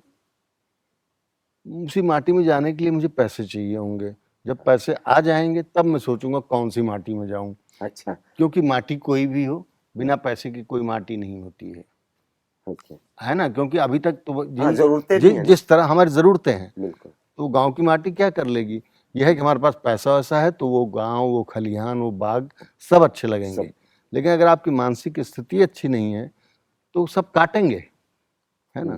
तो अगर कभी कुछ अच्छा होता है तो जरूर जाऊंगा। एक बहुत ही निजीगत सवाल करना चाहूंगा कि जिस बालपन में ही एक तरह से माँ का साथ छूट जाना या एक तरह से पारिवारिक विघटन या उस तरह से आप निकल पड़े, उन तो क्या उन वजहों से कहीं आप में एक टैबू बन गया कि आप अब तक की जिंदगी में अकेले ही चल पड़े, परिवार बसाने की जाहिर है या उसका परिवार कारण घर होता है। बसाने की कोई हाँ कोशिश नहीं हुई? ठीक है, क्योंकि जब बचपन से जब मैं बहुत छोटा तभी से भागने लगा, है ना। क्योंकि घर में शायद वो आकर्षण नहीं था जो एक बच्चे को वहाँ पे रोकता है। तो फिर मैं पहली फुर्सत में निकलने लगा एंड अब एक ही लक्ष्य रह गया कि घर में नहीं रहना है, कहीं भी रह लेंगे। तो बस निकल पड़े, और जब आपने इतना तय कर लिया है तो कौन रोक सकता है आपको। तो कभी होटल में कप धो लिया तो कोई दिक्कत नहीं, कभी चाय की दुकान पे काम कर लिया, क्योंकि आपने तय किया हुआ कि यहीं रहना है। तो फिर मुझे अपनी शर्तों पे जीना, अपनी शर्तों पे जीना है, और न किसी से लेना है न किसी को देना है। ये बड़ी बात है। हाँ, और इसलिए मैं जो चाहता था फाइनली धीरे धीरे करते करते मैं पहुंच गया। वो मंच, वो अभिनय, वो शोहरत, लोगों को अच्छा लगना, तो आई थिंक ये मेरा मैं चाहता था। तो जहाँ भी घूम घुमा के आखिर में मैं वहाँ पहुँच नहीं, गया। ये तो चलिए कि वो आपका एक बतौर अभिनेता एक जुनून था, लेकिन एक व्यक्तिगत चाहत भी होती है ना, आपकी कुछ हिडन डिजायर्स भी होती हैं आपकी, किसी से मोहब्बत करने की, किसी से प्यार करने की, क्योंकि आप उसी युवावस्था से भी निकले हैं। तो कभी किसी के प्रति वो चाहत ऐसे चाहते वहाते होती रही हैं, और सब समय समय पे आई और खत्म हो गई। किसी से बहुत लंबा वास्ता नहीं रहा? नहीं, बहुत लंबा नहीं मतलब रहा। उनके साथ, मतलब जो भी रही हूँ, मैं उनका नाम गिना के कोई जरूरत ही भी नहीं है, और मैं उसमें आपको ले जाके खड़ा भी नहीं करना चाहता कि आप वो नाम दोहराएं। वो बेकार की गफलत करने से कोई ना मुझे मजा आएगा ना आपको आएगा। लेकिन किसी का साथ कुछ 4 कदम तक गया हो? किसी का 4, किसी का 8, किसी का 12, और सारे कदम अच्छे लग रहे थे, लेकिन सारे एक समय ऐसे आए कि बंद हो गए। तो उनके कदम लड़खड़ा गए? ये कौन जानता है ये कौन जानता है। नहीं, लेकिन आपके कदम की मजबूती थी कि आप मतलब पूरे हौसले से हाथ थाम के बढ़ रहे थे। मैं इतना जानता हूं, मैंने जिससे जो कमिट किया था, कभी मैंने कमिटमेंट नहीं तोड़ा किसी का। अब कोई कुछ साजिश लेके आए, चाल लेके आए कि इसको फंसा लेंगे, इसको ये कर लेंगे, तो वो उसमें कोई कामयाब ना हो पाया, और ना मैं, और कोई मुझसे कह नहीं सकता कि मैंने किसी को कमिट किया हो और उसको चीट किया हो। ये मैंने नहीं किया। नहीं, तो साजिश कोई एक कर सकता है, या जितने भी कंपेनियन आपको मिले नहीं, एक बात बता रहा हूं कि हो सकता है कि अगला व्यक्ति ये सोच के आए कि ये ठीक ठाक है, चलो इसको लंबे उसमें लेते हैं, चलो इससे दोस्ती कर लेते हैं, शादी कर लेते हैं, ठीक है। तो ये उसकी अपनी सोच हो सकती है, मेरी कभी इस तरह की नहीं रही। शादी की नौबत आई थी? शादी, लड़कियां तो यही चाहती हैं ना कि शादी करें। तो आपने शादी की थी? नहीं, शादी मैंने किसी से नहीं की। आज तक किसी से नहीं की? नहीं। आगे अभी कोई संभावना दिखती है अब का सारी संभावनाएं खत्म हो चुकी हैं नहीं नहीं, क्यों? संभावनाएं तो बनी रहती है ना, या आपने ऐसे आप बिल्कुल फॉर्म कर लिया, दृढ़ निश्चय हो गए हैं कि अब इस वेंचर में जाना ही नहीं है? नहीं, इसमें नहीं जाना है। क्योंकि एक उम्र के हर पड़ाव पे हाँ, आदमी हाँ, इस तरह बिल्कुल। की एक साथी की जरूरत पड़ती है हर एक। हाँ, अभी एक 60 साल के हैं वो, उन्होंने अभी शादी की, हाँ, है ना। वही इसीलिए हाँ, तो कह रहा मेरा हूं कि उस तरह समाज का में तो कोई, बहुत सी ऐसे मेरा प्रकरण। उस तरह का कुछ नहीं है। मैं अपना जीवन जी लूं, आराम से जी लूं, बगैर किसी का दिल दुखाए जी लूं, इतना बहुत है। शायद इस वजह से कि आप अकेले जीते आए हैं, अपने मनपसंद से हाँ, रहते आए हैं, हाँ, आई तो थिंक अब आप शायद किसी को बर्दाश्त ही ना कर पाए। सबसे बड़ी बात यह है कि 24 घंटे किसी को बर्दाश्त करना, इस उम्र में अब तक नहीं किया किसी को, तो आप क्या करेंगे, है ना। बिल्कुल सही बात। और इंसान का मन जो है चंचल है, हाँ। कौन जाने कब किस घड़ी कौन सी हवा चले, मन में क्या आ बदल जाए, मन You बदल can't जाए, say, मन बदल भी सकता है हाँ, ना। आपकी ये अभी स्थितियां, का है आपका, हाँ, लेकिन ये मन बदल भी सकता है, स्थितियां आपकी बदले तो मन भी बदल सकता बिल्कुल है। बदल सकता है, हाँ, बिल्कुल। तो वो संभावनाएं बनी हुई है, यही तो कहलवाना चाह रहा था मैं। तो मैं कह देता हूँ हाँ, बनी हुई हैं, हाँ, लेकिन शर्तें हैं, वो स्थितियां हैं। हाँ, वही स्थितियां बदलेंगी तभी तो मन बदलेगा ना। यस, ऐसे नहीं, तो आपने मन जो हरा होगा ना। जो कहलवाना चाहा मैंने कह दिया। कोई याद आता है, कोई चेहरा या किसी का एक मधुर संबंध या किसी का 2 पल का साथ, कोई लम्हा, कोई ऐसे, क्योंकि आप कभी खाली भी बैठते कई होंगे। कई कई याद आते हैं, आते जो हैं। संबंध आपके जीवन में आते हैं, जिनसे आप दिल से जुड़ते हैं, वो भले टूट जाएं, लेकिन समय समय पे याद आते रहते हैं। तो उनकी कोई तलाश, उनसे कोई संपर्क जब आपने ही तोड़ा है, जब दोनों ने मिलके तोड़ा है, तो तलाश क्या करनी? नहीं कभी। और सब अपनी जिंदगी में मस्त हैं, हम क्यों उनको छेड़ें? हम अपनी जिंदगी में मस्त हैं। नहीं, कभी कभी ऐसा आप नियंत्रण खो देते हैं भावावेग में आके नहीं नहीं, वो वेग अब नहीं रहा, भावावेग अब नहीं रहा। वो भावावेग है तो किन्हीं अन्य चीजों के लिए है, रिश्तों वगैरह में मेरी कोई वो नहीं। अच्छा, तो अभी आप मुंबई में रह रहे हैं? मुंबई, वहीं आपने अब वहीं सेंटर बना लिया है, वहीं से बाकायदा। सारे काम काज को, और जैसा मेरी जानकारी में आपको अभी काम वगैरह भी सारे अच्छे काम हासिल भी हो रहे हैं। हाँ, ठीक तो ठाक चल रहा है, तो एक तरह से एक दूसरी जर्नी आपकी जो बहुत ही कही जा सकती अच्छे ढंग से चल पड़ी है, और जिसमें आपको मतलब वो सुविधाएं भी मिल रही हैं, काम करने के अवसर भी मिल रहे हैं। हाँ। तो ये एक अच्छी बात है। तो लेकिन जहां तक मेरी जानकारी में, या नई पीढ़ी के लोग भी आपसे टकराते हैं, नए बच्चे चाहे वो बीएनए के हों या कहीं के भी हों, तो उनसे एक अलग तादाद में आपका बन ही जाता है। वो कैसे भी कहीं के भी बच्चे हों, अगर वो अभिनय के क्षेत्र में आए हैं या रंगमंच के क्षेत्र से हैं, तो एक आपका एक संपर्क उनसे या एक स्नेह कहें, एक यही लोग हैं जिनसे मिलना और उनसे बातें करना मुझे बहुत अच्छा लगता है। बहुत अच्छा लगता है। क्योंकि जब मैं उनकी एज में था तो मैंने भी अपने सीनियर्स को पकड़ा, उन्होंने हमें गाइड किया, और इस तरह जो कुछ नहीं जानता था वो धीरे धीरे जानते जानते सही जगह पहुंच गया। ये लोगों से, जूनियर से जब मैं मिलता हूं तो एक इज्जत देते हैं, ये प्रेम होता है, उनमें एक जिज्ञासा होती है। तो हम अपना अनुभव बताते समय हमें अच्छा लगता है, क्योंकि ये बातें सुननी उनको अच्छी लगती हैं। तो बात करने वाले को अगर सुनने वाले को अच्छा नहीं लग रहा है तो बात करने वाले को मज़ा नहीं आता। लेकिन अगर सुनने वाला खुश हो रहा है, उसका एक्सप्रेशन बता रहे हैं कि वो कुछ प्राप्त कर रहा है, तो बोलने वाले को अच्छा लगता है। एक ऐसा सवाल है कि जो सब पे लागू होता है, लेकिन आपसे मैं उसकी हिमायत करवाना चाहता हूँ कि एक अभिनेता के लिए अनुशासन कितना मायने रखता है? एक बेसिक जो डिसिप्लिन है, एक जीवन को अनुशासन के ढांचे में लेके चलना। देखिए, खेल तमाशा नौटंकी और एक राज बिसारिया साहब का नाटक, वो भी नाटक है, खेल तमाशा है, वो भी है। दोनों में जो फर्क है वो डिसिप्लिन का ही फर्क है। हम जो नाटक करते हैं, जिसकी ट्रेनिंग होती है, उसमें डिसिप्लिन शुरुआत से होती है, पहले डिसिप्लिन फिर दूसरी कोई बात, और वहां पे सब बातों के बाद आखिर में डिसिप्लिन रहो जी, सब ठीक से रहना। तो डिसिप्लिन इसमें मुख्य है। अगर डिसिप्लिन नहीं है, वो थिएटर नहीं है, सीरियस थिएटर हो ही नहीं सकता।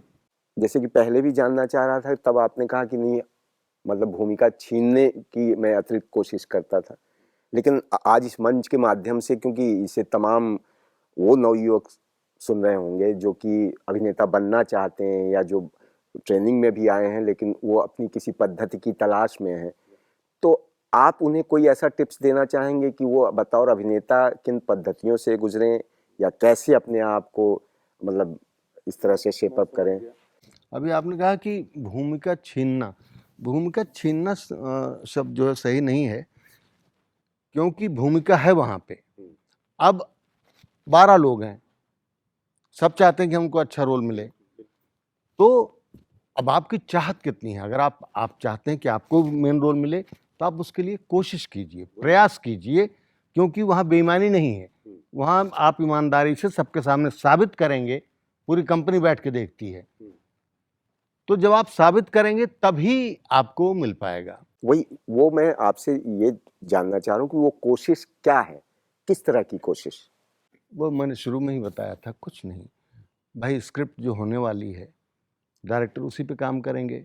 वो तो कास्टिंग तक हो गया, आपकी हाँ, कास्टिंग हो गई, कास्टिंग, अब आप उस चरित्र को इतने हाँ, ये परचम चरित्र के पे बाद, कैसे ले हाँ, जाएंगे, बस जब उसके जब कोई जब टिप्स? कास्टिंग हो गई जी। तो फिर एक्टर जो है उसका पहला लक्ष्य जो है वो हासिल हो गया। अब दूसरा लक्ष्य शुरू होता है कि लिखा क्या है स्क्रिप्ट में, उसको समझिए। ये बड़ी चीज होती है। लोग लाइनें देखते हैं और अपनी तरह समझ लेते हैं और फिर जाके बोल देते हैं, एक चीज वो है। दूसरा ये है कि लाइन का विश्लेषण कीजिए, सिचुएशन क्या है, कैरेक्टर क्या है, किससे बात हो रही है, क्यों हो रही है, चाहता क्या है, ये सब जब डिटेल में जाएंगे आपको, तब आपको कहानी अच्छी तरह समझ में आएगी, वो चरित्र आपको समझ में आएगा। और जब आप इन सब चीज़ों को समझ लेंगे तब आप उसको अपना बनाएंगे, ऑर्गेनिक बनाएंगे उसको, ताकि जब आप परफॉर्म करें तो ऐसा लगे कि यही है वो कैरेक्टर जो हम देख रहे हैं, और विश्वसनीय लगे।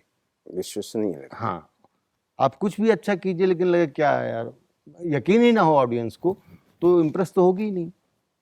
तो ये सब प्रयास हैं जो एक एक्टर को करने चाहिए।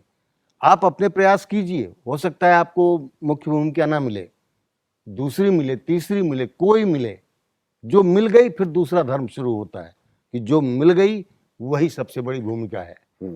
उसको इस तरह से लीजिए, क्योंकि आप जानते हैं कि एक्टिंग में तो बंदा आया और गया और कोई हरकत की, ये भी अगर आपने कलात्मक ढंग से कर दी तो लोग आपको उसमें भी नोटिस कर लेंगे। ये वो फील्ड है। बिल्कुल बिल्कुल। तो और कोई रास्ता नहीं, आप सोचिए उसके बारे में और रियाज मिलाइए अपने। एक्टर को भी प्रैक्टिस करनी चाहिए। हमारे यहाँ एक्टर्स की प्रैक्टिस नहीं है, जबकि आप जानते हैं क्लासिकल डांसर्स, सिंगर्स, सब इंस्ट्रूमेंट प्लेयर्स कितना रियाज करते हैं। वो तो अगर दुर्भाग्य। एक्टर्स भी करें तो निश्चित ही उनको भी फायदा होगा। विजय जी, अब तक हम लोगों ने इतने पहलुओं पे बात की और बड़ी गंभीरता से बहुत ही एक सार्थक बातचीत हुई है। तो इस बातचीत में थोड़ा सा एक अलग पक्ष है, थोड़ा सा इसमें रस पैदा किया जाए, थोड़ा आनंद की अनुभूति को सरस बनाया जाए, कहने का मतलब। क्योंकि आपके अभिनय के अलावा गाहे बगाहे मैंने यही देखा है कि आप गुनगुना लेते हैं, कभी गाने कंपोज करने की कोशिश करते हैं, नाटकों में गाने डालने की कोशिश करते हैं। इवन सबसे बड़ा उदाहरण जहाँ तक मुझे याद है कि जनपद किस में, जबकि उसमें गाने नहीं थे, रंजीत भाई की परिकल्पना में भी ऐसा नहीं था, लेकिन तुम्हारी जिस तरह की कोशिश हुई, क्योंकि एक आदमी बिल्कुल एग्रेसिव ढंग से ही सही, लेकिन एड ऑन कर रहा है, कुछ कुछ उसमें जोड़ रहा है, तो उसकी सार्थकता के नाते उन्होंने भी सहमति दी। वरना तो वो तो बहुत रिजिड आदमी है, वो तो मतलब कि एम्फेसिस इस पे ही लगाना, तो उसको लगाए बगैर बढ़ गए तो वो वहीं से सारा गाली देना शुरू कर देंगे। तो बड़े पर्टिकुलर डायरेक्टर है, मतलब अपने उस तरह से संवाद अदायगी को लेके या करेक्टरिस्टिक को लेके। तो ये जो आपके का अपना पक्ष है गीत संगीत का, तो मैं चाहूंगा कि कुछ ऐसा गुनगुनाएं कि हमारे सुनने वाले भी लाभान्वित हो। आपने कुछ भूमिका मेरे गाने की और मेरे संगीत की ज्यादा बना दी है। वैसी स्थिति है नहीं। अच्छा। लेकिन मैं कोशिश करूंगा, मैं तुकबंदियां कर लेता हूँ जी। और फिर उसको अपनी तरह से धुन बना लेता हूँ, गा लेता हूँ, मित्रों को सुना देता हूँ, मुझे पर्याप्त मात्रा में संतोष मिल जाता है। तो 2 लाइन मैं आपको सुनाता हूँ।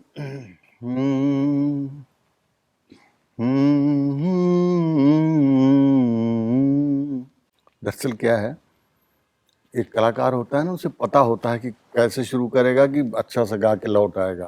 मैं टहलता हुआ, ढूंढता हुआ, टटोलता हुआ सा गाऊंगा। इसलिए मुझे इंस्ट्रूमेंट की बड़ी जरूरत पड़ती कोई है। बात नहीं, कुछ सुनने वालों पे छोड़ देते हैं। हाँ, लेकिन अगली बार हम लोग फिर हाँ, बिल्कुल। तो भी कंटिन्यू करेंगे। अभी तो बिल्कुल, आपके बिल्कुल। पास सवाल बहुत हैं, जवाब हाँ, मेरे पास बहुत ये है। अंत नहीं है, है ये ना? शुरुआत है। हाँ, तो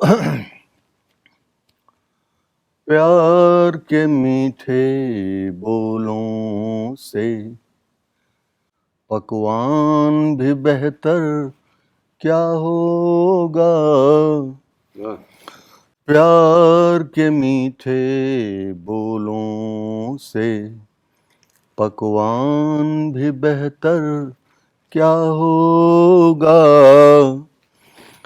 एक अच्छे इंसान से भगवान भी बेहतर क्या होगा, क्या बात। प्यार के मीठे बोलों से। आजकल लखनऊ में प्रवास हो रहा है। लखनऊ राजनीतिक मामले में बहुत थी, तो मुझे भी 2 लाइन राजनीतिक टाइप की आई है, आप देखें जरा।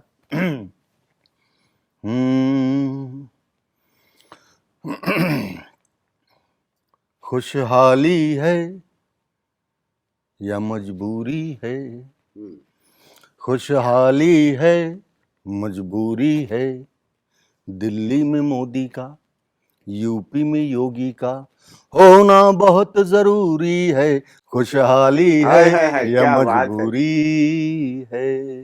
वाह, ये 2 लाइनें। क्या बात है।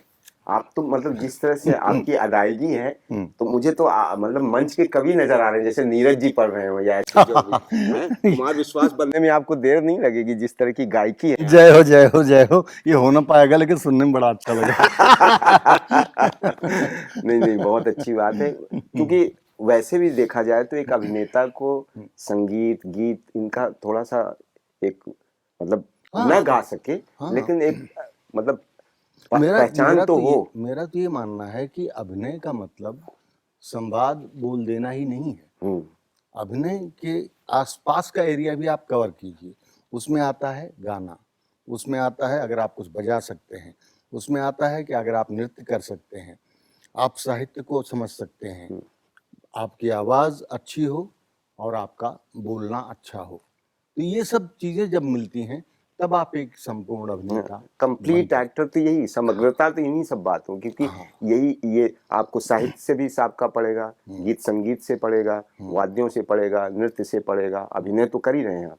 लेकिन आजकल के उसमें पहले मैंने जितना रिपेट्री में या किसी अकादमी में जाने पे देखता था कि जो भी एडमिशन या उस तरह के, तो उसमें ज्यादातर स्टूडेंट्स इन सब पहलुओं को जानते थे। उनको कोई इंस्ट्रूमेंट बजाना आता था या किसी नृत्य में पारंगत होते थे, लेकिन अभी बस नाटक किया है, अभिनय किया है, तो ये एक तरह से चीजें मतलब कमतर हो रही हैं। हाँ, दरअसल क्या है, लोग फिल्मों से प्रभावित होते हैं और उसमें संवाद बोलते हैं, तो लोग समझते हैं कि यही है, जबकि हमारी जो ट्रेनिंग है उसमें अभिनेताओं को ये सब ट्रेनिंग दी जाती है। अगर आप ऐसा नहीं कि आप सोनू निगम बना देंगे, अच्छा गायक बना देंगे, लेकिन कम से कम आपके अंदर आपकी आवाज़ जो है, क्योंकि इंस्ट्रूमेंट तो वही है, आप जिससे गाते हैं उसी से बोलते हैं, तो अगर आप गाते हैं इसका मतलब आपका इंस्ट्रूमेंट काम कर रहा है, उसको भी मदद मिल रही है, बोलने को भी। नृत्य उसी तरह से है, एक्टर जो है उसकी बॉडी फ्लेक्सिबल होनी चाहिए, उसकी बॉडी में रिदम होना चाहिए, तो ये सब हमारे यहाँ जो ट्रेनिंग सिस्टम है आप जानते ही हो, तो ये सब की प्रैक्टिस करवाई जाती है। इसलिए मैं नए लोगों से ये ज़रूर कहूँगा कि ट्रेनिंग जहाँ भी मिले, जैसे भी मिले, लें ज़रूर। किसी बड़े इंस्टीट्यूट में नहीं जा सकते हैं तो वर्कशॉप्स होती हैं, जहाँ भी पहुँच सकते हैं कुछ ट्रेनिंग ले सकते हैं, तो वो उनके लिए अच्छा रहेगा, क्योंकि नए लोगों का जो एज ग्रुप है, इस एज ग्रुप में सबसे ज़्यादा फाइट है, क्योंकि हर घर में कलाकार पैदा हो रहा है, अगर खाता पीता घर है तो वो फिर कैरियर उसी में बनाना चाहेगा, लेकिन उतनी तो ज़रूरत ही नहीं है। तो ऐसे में अगर आप निपुण हैं इन कलाओं में, तो आपका सिलेक्शन होना ज़्यादा संभावना है उसकी। एक बहुत ही मतलब ज्वलंत सवाल आया है कि जैसे भारतीय नाट्य अकादमी को भी 40-50 साल होने को जा रहे हैं जब से इसकी स्थापना हुई है। अभी मध्य प्रदेश में MPHT खुला है, Madhya Pradesh school of drama, तो ये ड्रामे के नाम पे एक नया स्कूल का खुलना एक प्रदेश में, उत्तर प्रदेश में इतने पहले से है, लेकिन नाम तो सबका नाट्य अकादमी रखा गया है, लेकिन यहाँ से निकलने वाले लोग कितना नाटक से सरोकार रखते हैं? हाँ, मैं इसका जवाब देना चाहूँगा। मुझे लगता है जैसे भारतीय नाट्य अकादमी है, इनकी ग्रांट भी कम है और ये सब्जेक्ट भी बहुत सारे पढ़ाते हैं, जबकि 2 साल का कोर्स है और अभिनय का जो कोर्स है वो 2 साल में सिर्फ अभिनय पे ही अगर काम किया जाए तो 2 साल कम पड़ेंगे। इससे क्या होगा कि अन्य चीजें जो हम समझा रहे हैं, क्योंकि हम लोगों ने भी तमाम सब्जेक्ट पढ़े, कोई काम नहीं आया, ठीक है, तो अब हमें बदलाव को देखते हुए चाहिए कि हम फोकस करें कि अभिनय से जुड़ी हुई जितनी गतिविधियां हैं, अगर कोई नई चीज इंट्रोड्यूस करनी है तो लाइट डिजाइन, सेट डिजाइन और जो डिजाइनिंग और इस तरह की चीजें हैं उनकी जगह पे हम एक्टर्स बना रहे हैं। भाई आप देखिए ना, पहले तो इस ये सोच के किया गया कि लोगों को पता नहीं था कि लाइट डिजाइन भी कुछ होती है और ये भी होता है, वो भी होता है, लोगों को पता नहीं था। लेकिन अब वो समय आ गया है कि ये सब चीजें सीरियल्स और फिल्में और ये सब इतनी बन रही हैं कि लाइट डिजाइनर चाहिए तो आ जाएगा, वो आ जाएगा, सब आ जाएंगे। लेकिन एक्टर जो है, तो एक्टर को वो चीजें सिखाइए जो उसके काम आने वाली हैं। क्योंकि आजकल क्या है, आप देख रहे हैं कि आबादी बहुत हो गई है, बेरोजगारी है ही है। नहीं तो अगर सिर्फ अभिनेता बनना है तो उसके लिए भी संस्थान है, एफटीआई है, जहाँ सिर्फ अभिनय में ही पारंगत किया जाता है।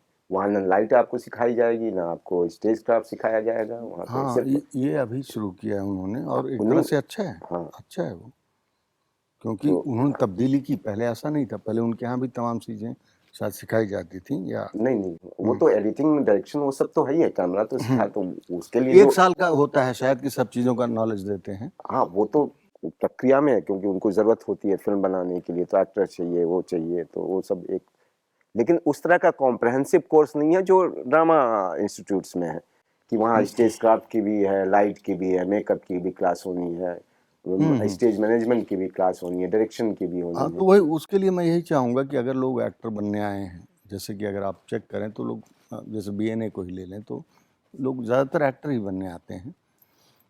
वो क्या बनेंगे वो अलग बात है, लेकिन बनने सब आते ही हैं। तो हम वही ट्रेनिंग दें उनको तो ज़्यादा अच्छा रहेगा। हम अन्य सब्जेक्ट पे जो पैसे खर्च कर रहे हैं वो पैसे हम अच्छे एक्सपर्ट और एक्सपर्ट ले आएँ और इनके अभिनय को अच्छी खुराक दे सकें। वो करें तो मेरे ख्याल से ज़्यादा मुफीद होगा। मौजूदा हालात में, क्योंकि आप यहाँ भारतीय नाट्य अकादमी के भूतपूर्व छात्र रहे हैं और एक मतलब प्रसिद्ध अभिनेता, और ये कोड इन कोड की बीएनए के प्रोडक्ट हैं आप, है ना, क्योंकि शिक्षा तो आपने यहीं से ली अभिनय की। तो आज मौजूदा हालात में आप भारतीय नाट्य अकादमी को किस रूप में देख रहे हैं, या क्या देखना चाहते हैं, या आपको क्या यहाँ कोई खामी नजर आ रही है या बड़ी खूबियां नजर आ रही हैं, या किस तरह से? इसका जवाब दे दिया कि आपको कि यहाँ लोग चूँकि अभिनय सीखने आते हैं तो समय बदल गया है और हमें केवल अगर 2 साल में उनका सारा समय अभिनय पे दिया जा सकता है, जो कि दिया जा सकता है, तो उन गतिविधियों को बढ़ावा देना चाहिए। नहीं है, लेकिन वो ये सच नहीं है कि वो सिर्फ यहाँ अभिनय सीखने आते हैं। वो कुछ ज्यादातर बहुतायत यही होती है, ये मैं मानता हूँ, लेकिन लाइट भी सीखना चाहते हैं, मेकअप भी सीखना चाहते हैं, कॉस्ट्यूम भी सीखना चाहते हैं। सीखना चाहते हैं वो सही है, लेकिन उससे होता क्या है कि एनएसडी, बीएनए, एफटीआई यहाँ की जब प्रोडक्ट निकलती हैं तो सब एक ही फ्रंट पे जाके मिलते हैं। आपकी 300 करोड़ ग्रांट है, उससे वो आपका मामला है। बीएनए की इतनी सी है, लेकिन प्रोडक्ट को वही काम करना है, वही ऑडिशन देना है, वही रोल के लिए फाइट करना है, ठीक है। तो उनके पास ज़्यादा ग्रांट है, वो ज़्यादा सब्जेक्ट पढ़ाएं। आपके पास कम ग्रांट है, क्योंकि हमारा लक्ष्य है कि हमारा जो प्रोडक्ट है वो जाके कल एनएसडी, एफटीआई के साथ जब ऑडिशन दे तो वहाँ पे ये कमी ना दिखाई दे कि क्या नाम है, इसकी तो ग्रांट कम थी इसलिए कमज़ोर होगा। हमें अपनी तरफ से कोशिश करनी चाहिए कि हम अभिनेता बना रहे हैं तो अभिनेता की जो कुछ हो सकता है वो सारी ट्रेनिंग दें। उसमें म्यूज़िक ये सब तो है ही है, उसके अलावा भी बहुत सारी ट्रेनिंग है जो कि अभिनेताओं को करनी चाहिए। तो हम अगर वो ट्रेनिंग इनको दें तो ज़्यादा कारगर होगी मेरे ख्याल से। हम लोगों ने यही पढ़ा था, सब सारे सब्जेक्ट पढ़े, बाद में कोई एक काम ना आया हमारे तो उस पर अगर थोड़ा विचार करें तो मेरे ख्याल से बेहतर होगा। जैसे कि अभी, क्योंकि आपका आकर्षण नाटकों के प्रति रहा है और नाटकों में काफ़ी समय आपने दिया है, लेकिन आज आप मुंबई फिल्म इंडस्ट्री में काम कर रहे हैं, लेकिन कुछ ऐसे हालात बन जाएं कि आपको कोई रेपेट्री कंपनी बुलाना चाहे, तो आप क्या मुंबई की यात्रा को तिलांजलि विराम दे देंगे या अब नहीं? रेपटरी फिर से अब कोई एक तो प्रैक्टिकल भी प्रैक्टिकल, हम्म, कोई रेपटरी मुझे बुलाएगी नहीं, क्योंकि जब बुलाने का समय था तो फिर बुलाया नहीं गया। बुलाया नहीं गया, और उसमें उनकी ही नहीं हमारी भी कमियां थी, ऐसा नहीं है। और अब फिल्म करना ज़्यादा कंफर्टेबल है, फिल्म या वेब सीरीज़ जो भी है वो ज़्यादा कंफर्टेबल है, पैसा भी मिल जाता है। तो अब इस उम्र में पैसा ऐसा पहले हो जाए, अब आप उस काम को एंजॉय कर रहे हैं, अब एंजॉय। लेकिन एक छटपटाहट, एक मन के किसी कोने में एक चाहत, तो पहला वो प्यार 16 साल में सब खत्म हो गई। मैं 16 साल बताया ना वनवास काटा मैंने लखनऊ में, उसमें एकदम तिलांजलि हो गई। बाकायदा 16 साल ये कम होते हैं क्या? लेकिन मोह भंग हो गया। हो ही जाएगा ना, क्या करेगा इंसान। हाँ, बिल्कुल। कोई ऐसी नाटक कंपनी नहीं थी उन दिनों, अभी भी शायद नहीं होगी, जो एक्टर को तनख्वाह देती हो, और कोई नाटक कंपनी ऐसी नहीं थी जो इस विधा से पैसे कमा रही हो। तो जो खुद पैसे नहीं कमाएगा वो किसी दूसरे को दे नहीं पाए। देगा नहीं, और उसकी इज्जत नहीं होगी, क्योंकि एक्टर है, लेकिन जब तक परफॉर्मेंस नहीं हो रही है, लोग उसको टिकट नहीं खरीद रहे हैं, तब तक उसकी असली इज्जत नहीं होगी। हम्म, एक्टर की तो इज्जत तभी होगी ना जब उसकी ऑडियंस आ रही है, उसके नाम पे आ रही है, टिकट खरीद रही है, तब इज्जत होगी उसकी। और पहले होती थी नाटक कंपनियां, वो पृथ्वीराज कपूर और रंजीत भाई की भी नाटक कंपनी थी, तो ये लोग बाकायदा थिएटर। प्रोफेशनल टिकट लगाते थे, और इतना आ जाता था कि एक अच्छी जिंदगी जी रहे थे। हाँ, लेकिन वो टूरिंग था ना, पूरा मेले ठेले में जाते हाँ, थे, जैसा तो भी था, एक लेकिन जगह करते तो यही स्थापित थे नहीं ना। थे। हाँ, और एक से एक लाजवाब एक्टर थे, हम्म, अन्नू कपूर, रघुवीर यादव, ये सब वहीं वहां से से निकले हुए बिल्कुल लोग हैं। बिल्कुल बिल्कुल। तो अब चूंकि ये रहा नहीं, तो इसलिए एक्टर्स यहाँ कोई रुकना नहीं चाहता, ट्रेनिंग ले लें और अच्छा वहीं जाएं, पैसे कमाएं। उसमें भी बहुत बड़ी बड़ी संभावनाएं हैं भाई। फिल्म आप बिल्कुल। अच्छी कर लेते हैं तो हॉलीवुड की फिल्में कीजिए, हम्म, तो संभावनाएं तो अनंत हैं। अब आप कितना चल सकते हैं। और देखने वाली बात है कि बीएनए, एनएसडी, एफटीआई सबके लिए एक ही लक्ष्य है, सब एक ही प्लेटफॉर्म पे पहुंचेंगे, वहीं परफॉर्म करना है। हम्म, तो आप जितना ट्रेनिंग लेके गए हैं, जितना निपुण होके गए हैं, उतना ही अच्छा काम करेंगे, उतना ही अपनी संस्था का नाम रोशन करेंगे आप। तो इसीलिए मेरा कहना है बीएनए के लिए कि अभिनय गुरुकुल इसका नाम रख दें। गुरुकुल बहुत ज़रूरी है। हम्म, अगर मैंने सुना कि एक बार टीचर ने कहा स्टूडेंट से कि तुम्हारी ये गुंडई नहीं चलने देंगे, हम्म, तो स्टूडेंट कहता है देखिए गुंडई की बात तो कीजिएगा मत मुझसे। हम्म, अब अगर स्टूडेंट टीचर से ऐसे बात करेगा तो क्या वो टीचर के दिल में स्थान बना पाएगा? क्या टीचर उसके भले के लिए अपने ज्ञान का भंडार आराम से दे पाएगा? ये नहीं हो सकता। आप देखिए कथक या इस तरह की क्या गुरु शिष्य परंपरा है, परंपरा में। हमारे यहाँ इस विधा में थोड़ी कम है। तो मेरा ही मानना है कि जब तक शिष्य अच्छा नहीं होगा, गुरु का अच्छा होना भी उतना काम नहीं करेगा। ये शिष्य होता है जो गुरु को गुरु बनाता है, और गुरु का काम है कि अगर इज्जत मिल रही है, मान सम्मान मिल रहा है, तो उसको मेंटेन किए रहे, उस गरिमा को अपनी बनाए रखे। तो अभिनय भी वैसा ही है जैसे क्या डांसर्स, रियाज वाले जो बहुत रियाज करते हैं, अभिनय भी वही चीज़ है। और वही सिस्टम जब यहाँ लागू होगा तभी सही आदान प्रदान हो पाएगा गुरु और शिष्य के बीच में। आप संतुष्ट हैं अब तक के अपने जीवन यात्रा से? हाँ हाँ? हाँ, क्योंकि मैंने जो मन में आया मैंने किया, इसलिए सारे निर्णय मेरे थे, सारे उसके जो परिणाम आए वो मेरे हैं। वो परिणाम चाहे अच्छे रहे हों चाहे बुरे रहे हों। कोई ऐसा काम, कहीं कोई ऐसी ख्वाहिश एक चाहत के तौर पे बची रह गई है कि ये कर लेता तो और अच्छा था?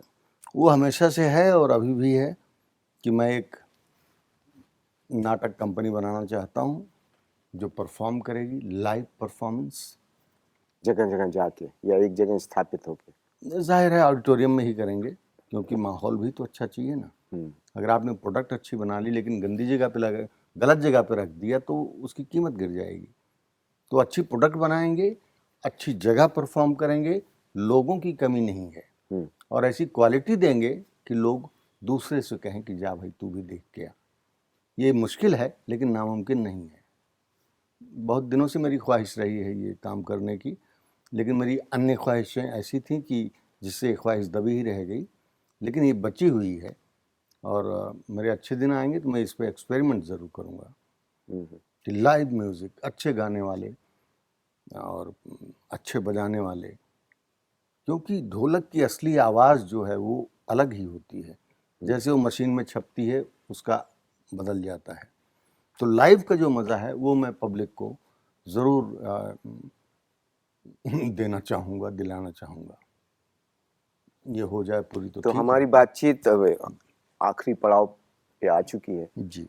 तो मैं चाहूँगा कि कोई ऐसी बात जो हमारे यहाँ से निकले हुए छात्र हैं, अगर वो सुन रहे हैं, या जो छात्र वर्तमान में हैं या जो भविष्य में आने वाले हैं, उनको कोई ऐसा दिशा निर्देश या कोई ऐसी बात जो बिल्कुल उनके लिए बहुत ही लाभकारी हो। क्योंकि देखिए, हम भी देखते हैं कि तमाम बच्चे यहाँ से जाते हैं, वो भी उसी तरह की उठापटक में या उस स्ट्रगल में शामिल होते हैं, उसमें कई निराश होते हैं या जिनमें वो संभावना नहीं होती, लेकिन जूझना प्रवृत्ति है तो जूझते भी हैं।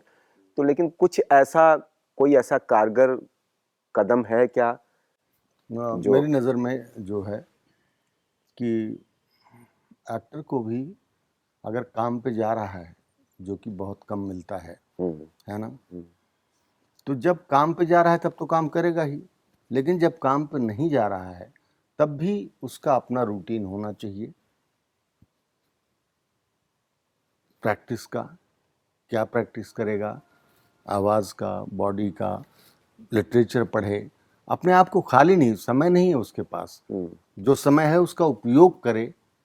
और ये एक्टर्स अक्सर भूल जाते हैं, एक समय आता है कि उनको लगता है अब काम आएगा कर दूंगा, तो ये बचे हुए समय का उपयोग नहीं करते वो करते हैं तो उसका दुरुपयोग भी कर डालते हैं, क्योंकि जिस चीज़ का आप उपयोग नहीं करेंगे उसका दुरुपयोग होना लाजमी है। तो मेरा यही कहना है, चाहे नए हों चाहे जो पास आउट हो गए हैं, जब भी उनके पास समय बचे और उनको अभिनय ही करना है तो इसकी प्रैक्टिस के लिए क्या क्या किया जा सकता है वो ज़रूर करें।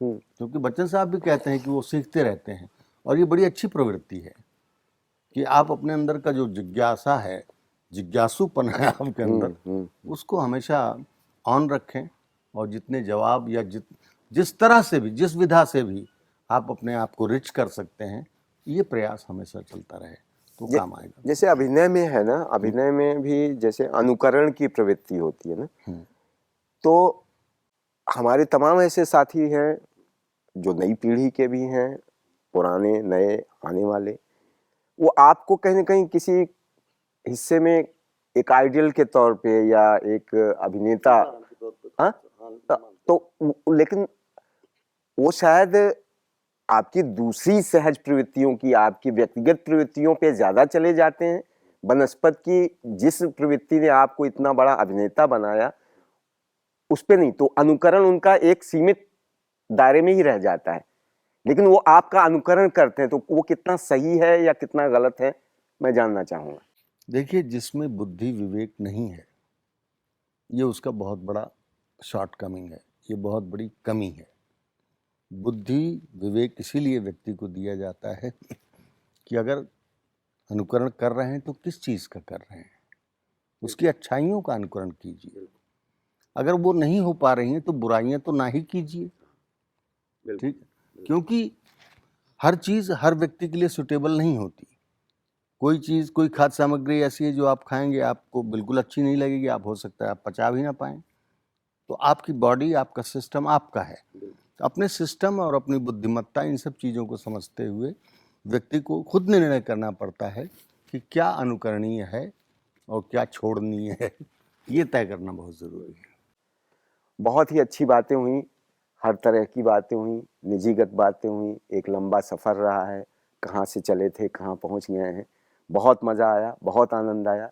लेकिन एक कोई ऐसा, मतलब कि एक जाते जाते कुछ ऐसा, कोई मतलब कुछ रह गया जो मैं नहीं समेट पाया, या मेरे शब्दावली में या मेरे प्रश्नोत्तर में कोई बात नहीं आ पाई हो, तो अगर कुछ ऐसा कहना चाहें या कोई संदेश है या कोई अभिव्यक्ति ऐसी रह गई है तो वो जाते जाते। मुझे लगता है कि व्यक्ति जो कर्म करता है उसी का फल उसे मिलता है। हम क्या बनेंगे, क्या ऊंचाई हासिल करेंगे, ये सबके अपने अपने होते हैं। लेकिन एक चीज़ जो है, जो कि हर व्यक्ति में होती है, मेरा ईश्वर में उतना मानना नहीं है। मेरा ये मानना है कि ईश्वर आपके अंदर खुद है। अगर आपके अंदर का ईश्वर आप जागरूक कर सकें, तो आप जब भी निर्णय का समय आएगा तो आप उस तरह के निर्णय लेंगे। तो व्यक्ति को ये मान के चलना चाहिए कि वो जो निर्णय लेगा वो भगवान का निर्णय कहलाया जा सकता है। अगर अच्छा निर्णय हुआ तो भगवान की तरफ चला गया, और अगर बुरा निर्णय लिया तो शैतान की तरफ चला गया। तो व्यक्ति की अपनी समझ और समाज के प्रति, परिवार के प्रति, देश के प्रति जो जिम्मेदारी का एहसास है, ये एक कलाकार के अंदर अच्छी तरह से जागरूक होना चाहिए। आपसे बड़ा कोई नहीं है। अगर आप अपनी शक्तियों और अपनी क्षमताओं को अच्छी तरह समझ सकें और उसे लोगों तक पहुंचा सकें, तो स्वयं भू का अर्थ क्या होता है मुझे नहीं मालूम, लेकिन इतना मालूम है कि आपको स्वयं ही तय करना पड़ेगा। Nobody will help you. बहुत ही अच्छी बात, और ये मैं बिल्कुल दावे के साथ कह सकता हूँ कि आज इस मंच से विजय शुक्ला का जीवन दर्शन सामने आया है।